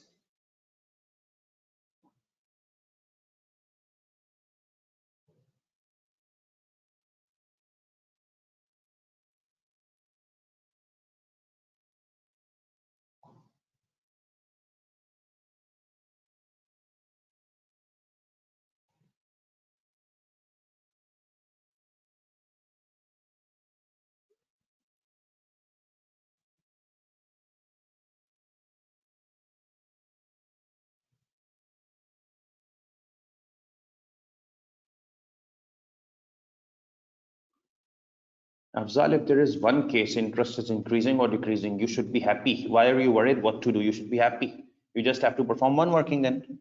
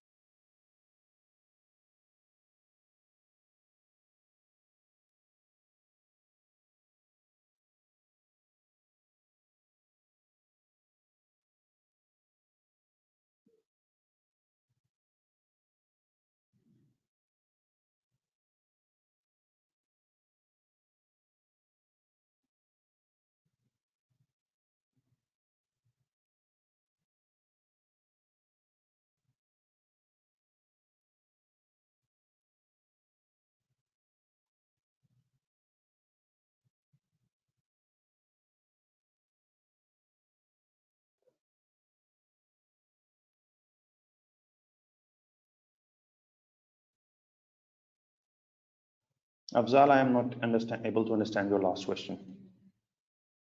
Shalima, yes, formulas need to be written. Bharati, in FRAs and futures, they give the same.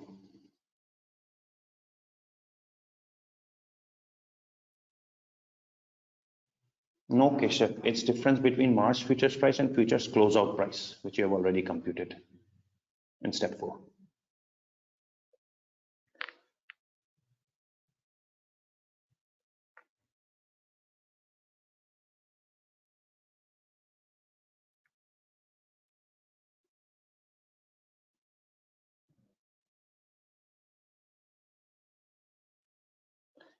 Now, Afzal, that's a very, what can I say, particular term about it. That is a question which means that the basic understanding of interest rate risk management is lacking. You're asking, do we have to perform futures when interest rate remains same? If interest rates remain same, there is no interest rate risk. Interest rate is the risk because interest rates keep on changing. If they are remaining same, then what is the risk? Why you need to hedge it? No technique would be used. So I don't know. Is that the question which you were asking, or I got it wrong?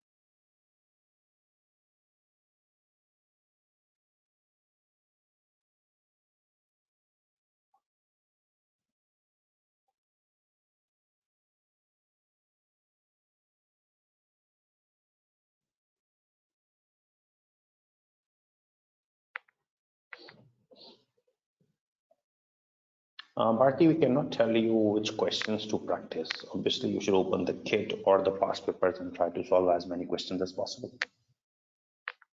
View the September webinar video, you will get one more question from my method.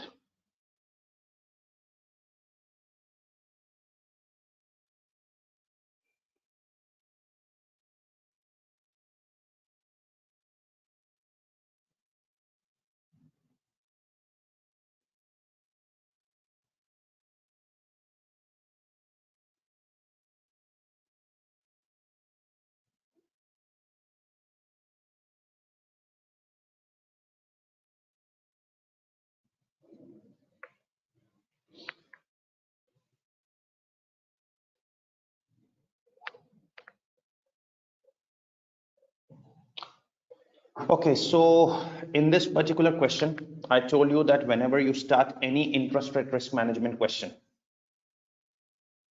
the first thing which you should do is to write these four things.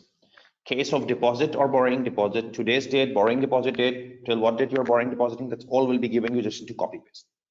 Now, the company was considering three techniques, FRAs, futures, options. So we need to recommend which is the best one. So obviously we will solve all and then decide. As far as FRA is concerned, the company's today's date is 1st October, plans to deposit on 31st Jan. 4 months, for 5 months, the relevant FRA is 4-9 5.02. Now you need to solve workings for FRA in both cases, increase, decrease. So increase by 1.1 for format is actual return on deposit amount into rate of interest becomes 5.3 less 30 basis points 5 into time period 5 over 12, 560 to 500. Loss due to or gain due to FRA, it's the difference between the market rate 5.3 and the locked rate into contract amount into time period over 12, 31 500. Since the rates increased by 1.1 became 5.3, but you locked at 5.02 is loss due to FRA. Loss decreases return deducted 531. But if it's decreased by 0.6%, actual return on deposit is the amount into rate. Decreased by 0.6 means 4.2 became 3.6, but less 30 basis points 3.3 into time period over 12. But then you locked rate at 3.6, they decrease, but you locked at 5.02 into amount into time period over 12. That's again because the rates are 3.6, they decrease, but you locked at 5.02. Gain increases return added. Proof is both give the same answer. Apply the effective rate formula. Net over amount into 12 over 5. When you went towards futures, there are 7 steps. Number of contracts is the amount over contract size, 500,000 into time period 5 months over 390 contracts. Basis risk is the spot 100 minus LIBOR 4.2 less futures price. We were planning to deposit on 31st January, but we took the very next future 30th March. So 94.78, 1.02. Unused basis, the basis risk 1.02 into extra months. From 31st January, you took a future of 31st March. 2 extra months, total months 1st October to 30th March, 6 months, 0.34. Find future closer price in both cases, increase and decrease. Increase by 1.1, so it's spot minus LIBOR, which becomes now 5.3. And spot minus LIBOR, decrease by 0.6 becomes 3.6. So it's 94.7, 96.4, less unused basis 0.34, 94.36, and 96.06.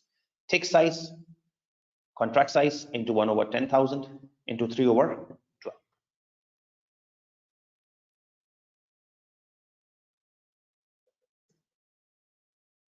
Okay, outcome of hedge in both cases, increase by 1.1, decrease by 0.6.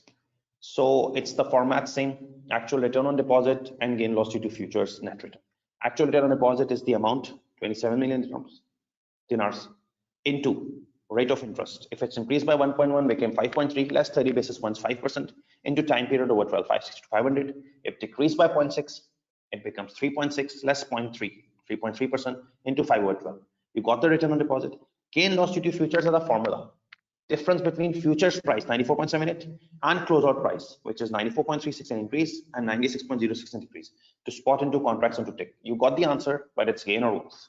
It's buy now, sell later. Buy at 94.78, sell at 94.36 less. It's a loss. Loss reduces return deducted. And buy now 94.78, sell at 96.06 higher. It's a gain. Gain increases return added. The proof is that net answer should be same and effective interest rate. You then compute it. Okay.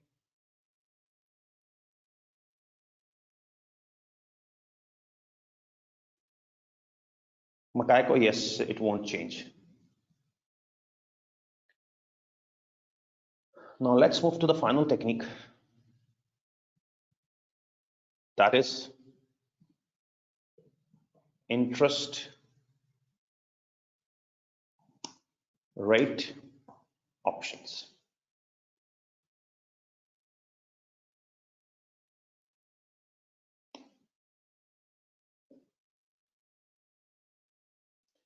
Now again, the format of options needs to be designed first.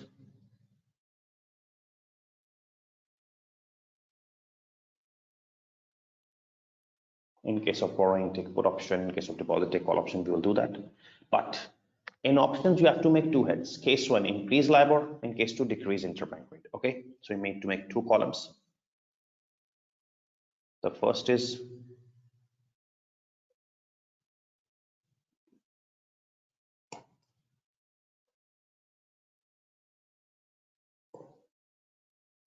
two columns, increase by 1.1, decrease by 0.6. Okay, now you need to make the format of options.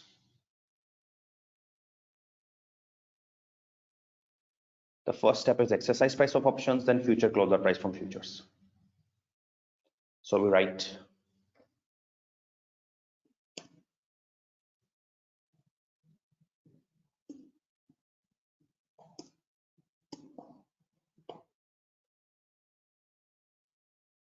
second, compare with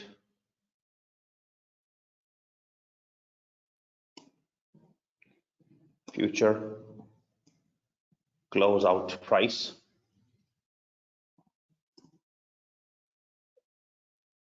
it comes from future. Then third,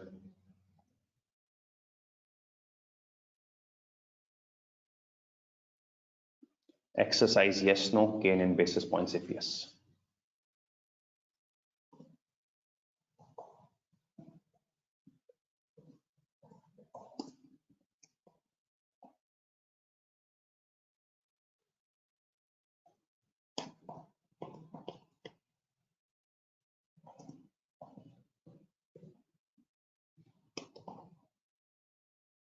Gain in basis points if yes. Then total gain.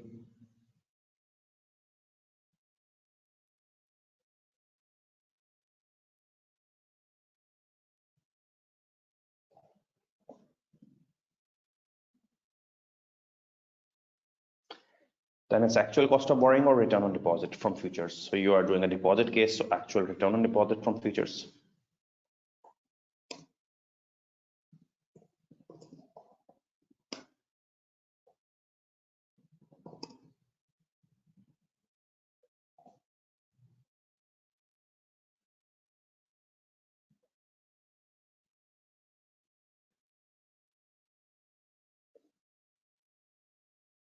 Seventh,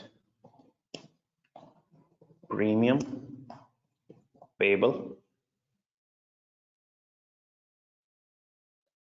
This will give all of us the net cost or net return. And then finally, the eighth number comes, that is effective interest rate. Okay, so this is the format of options that you need to perform these 8 steps in both columns, increase, decrease. You need to write exercise price of option, compare with future closeout price from futures, then exercise yes, no, then gain in basis points if yes, then total gain, actual return on deposit, and then premium payable, and finally you get the net return.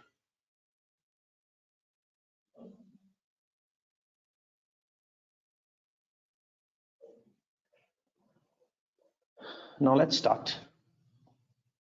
Exercise price of option. There are two exercise price or strike price mentioned. There are two exercise price or two strike price mentioned. You have to work on both. You have to work on both. Today we will do one, and next we will do in the beginning of tomorrow's class. Okay. So exercise price. Here's the first exercise price, 94.25.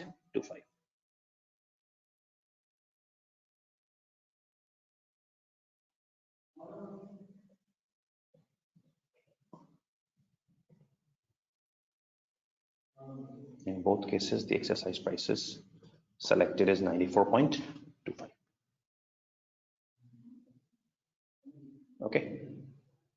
Compare with future closeout price from futures. Remember, in case of increase, the future closeout price was 94.36. Okay. And here,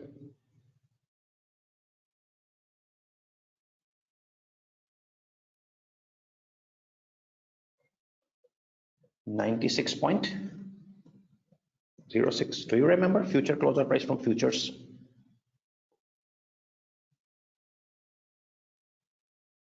We just computed in step 4, 94.36 in increase and 96.06 in decrease.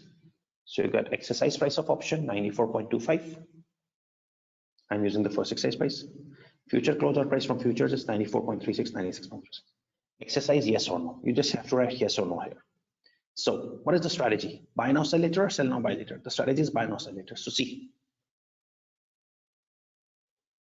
buy now, sell later. This is the strategy, buy now, sell later.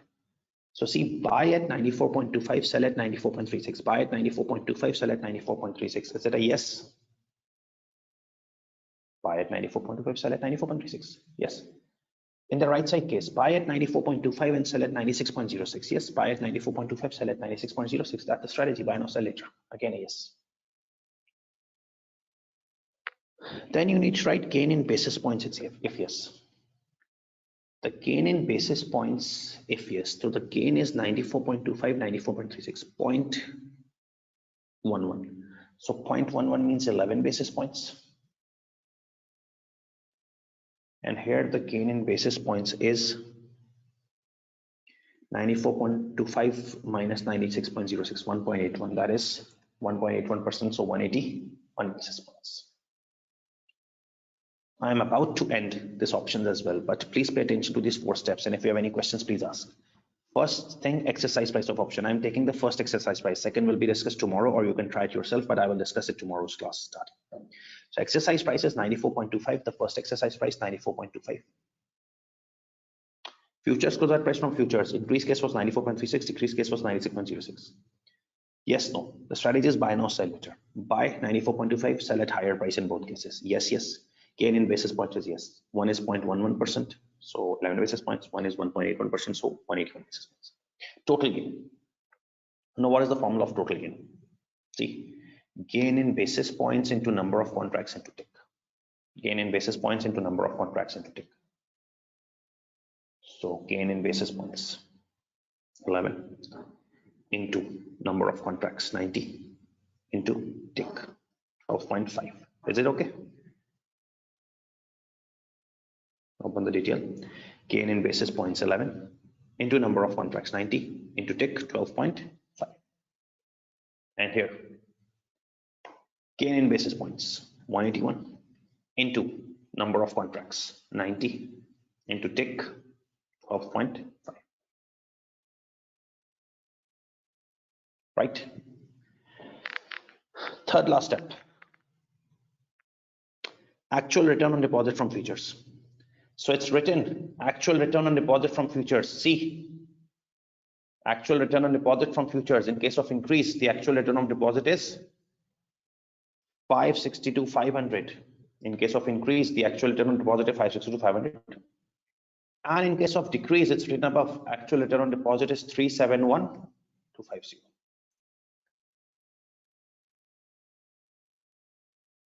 It's written just above overview in the first line of futures. Actual return on deposit is 562,500, 372,250. Finally, the premium payable. Okay, what is the formula of premium payable? Premium rate into spot into number of contracts into tick. Premium rate into spot into number of contracts into tick.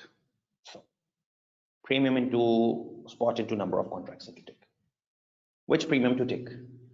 Now at 94.25 exercise price, I'm using the first exercise price. There are a range of premiums, but remember, like yesterday, only one is relevant. Rule. In case of deposit, take call option. In case of deposit, take call option. So go to call option. So deposit case, go to call option. Both are cancelled. If call options, you see three premiums at the first strike price, first exercise price, 0.417, 0.545, 0.678. Remember, you need to take March ones. Remember, you need to take March ones because your borrowing or deposit was at 31st January. So you need to take the very next one, March. So premium is 0.4545. You will take call options because in deposit we take call option. The first price premium at call option is March 1, 0.545.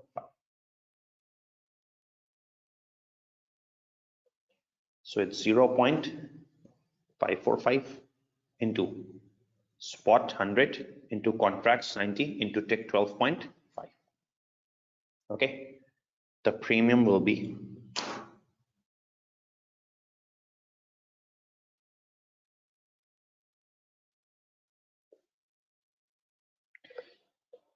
61313.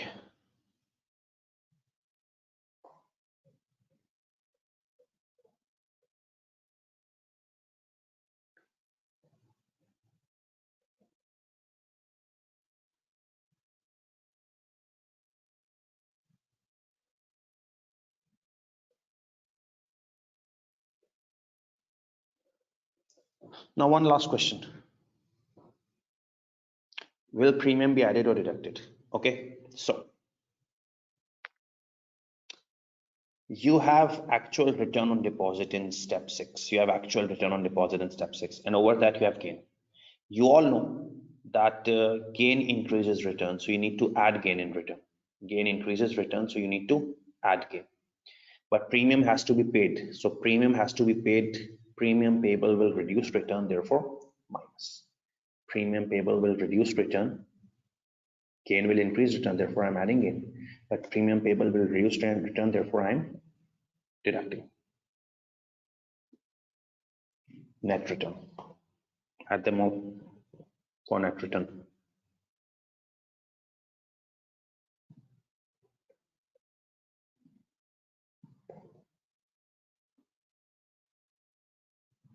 Five and 3652. Add them all.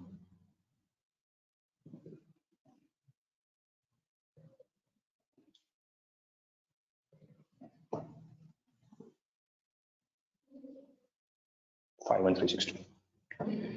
Again, the answer of both options is coming same, and finally you get the effective interest rate as net return 513562 divided by amount into 12 months over 5 months. So this makes it 4.56%. Although I can tell you one thing, in case of options, the answer of both increase decrease can be different. In futures, it can never be different. You have made a mistake if it's different in futures. In FRAs, it can never be different, but in options, it can be different. It can be same. Reason I will tell you tomorrow. Okay, so we have covered options, one portion as well. And if you have any question from options, you can ask. And we will not finish it. We will discuss the second exercise price because there are two exercise prices. Tomorrow's class at the beginning and then move towards the next topic. In the meantime, you can copy and leave. And how did you find the easy formats of interest rate futures and interest rate options? You can let me know in the feedback. Okay, thank you very much.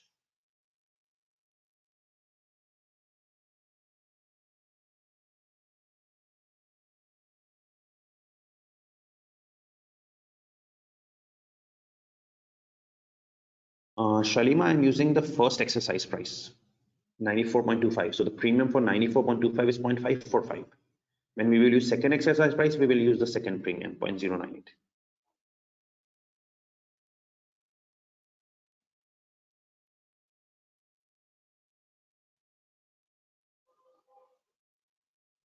No, Satya, sorry.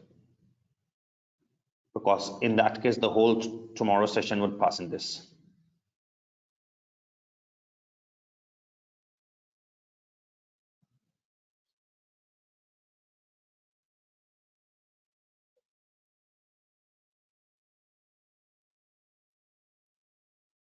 Because premium is in percentage, you need to compare in the numbers. Wami, you can check the Word file. The formula for total gain is gain in basis points into number of contracts into tick.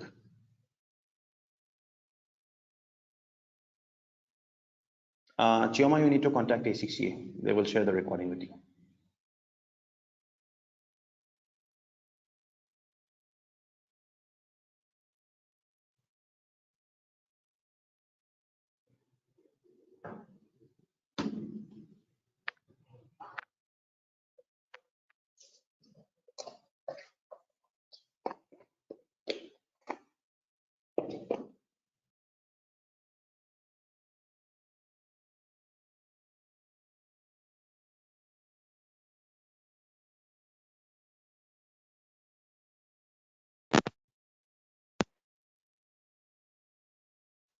Sayyid Mubin, 0.11 is the percentage.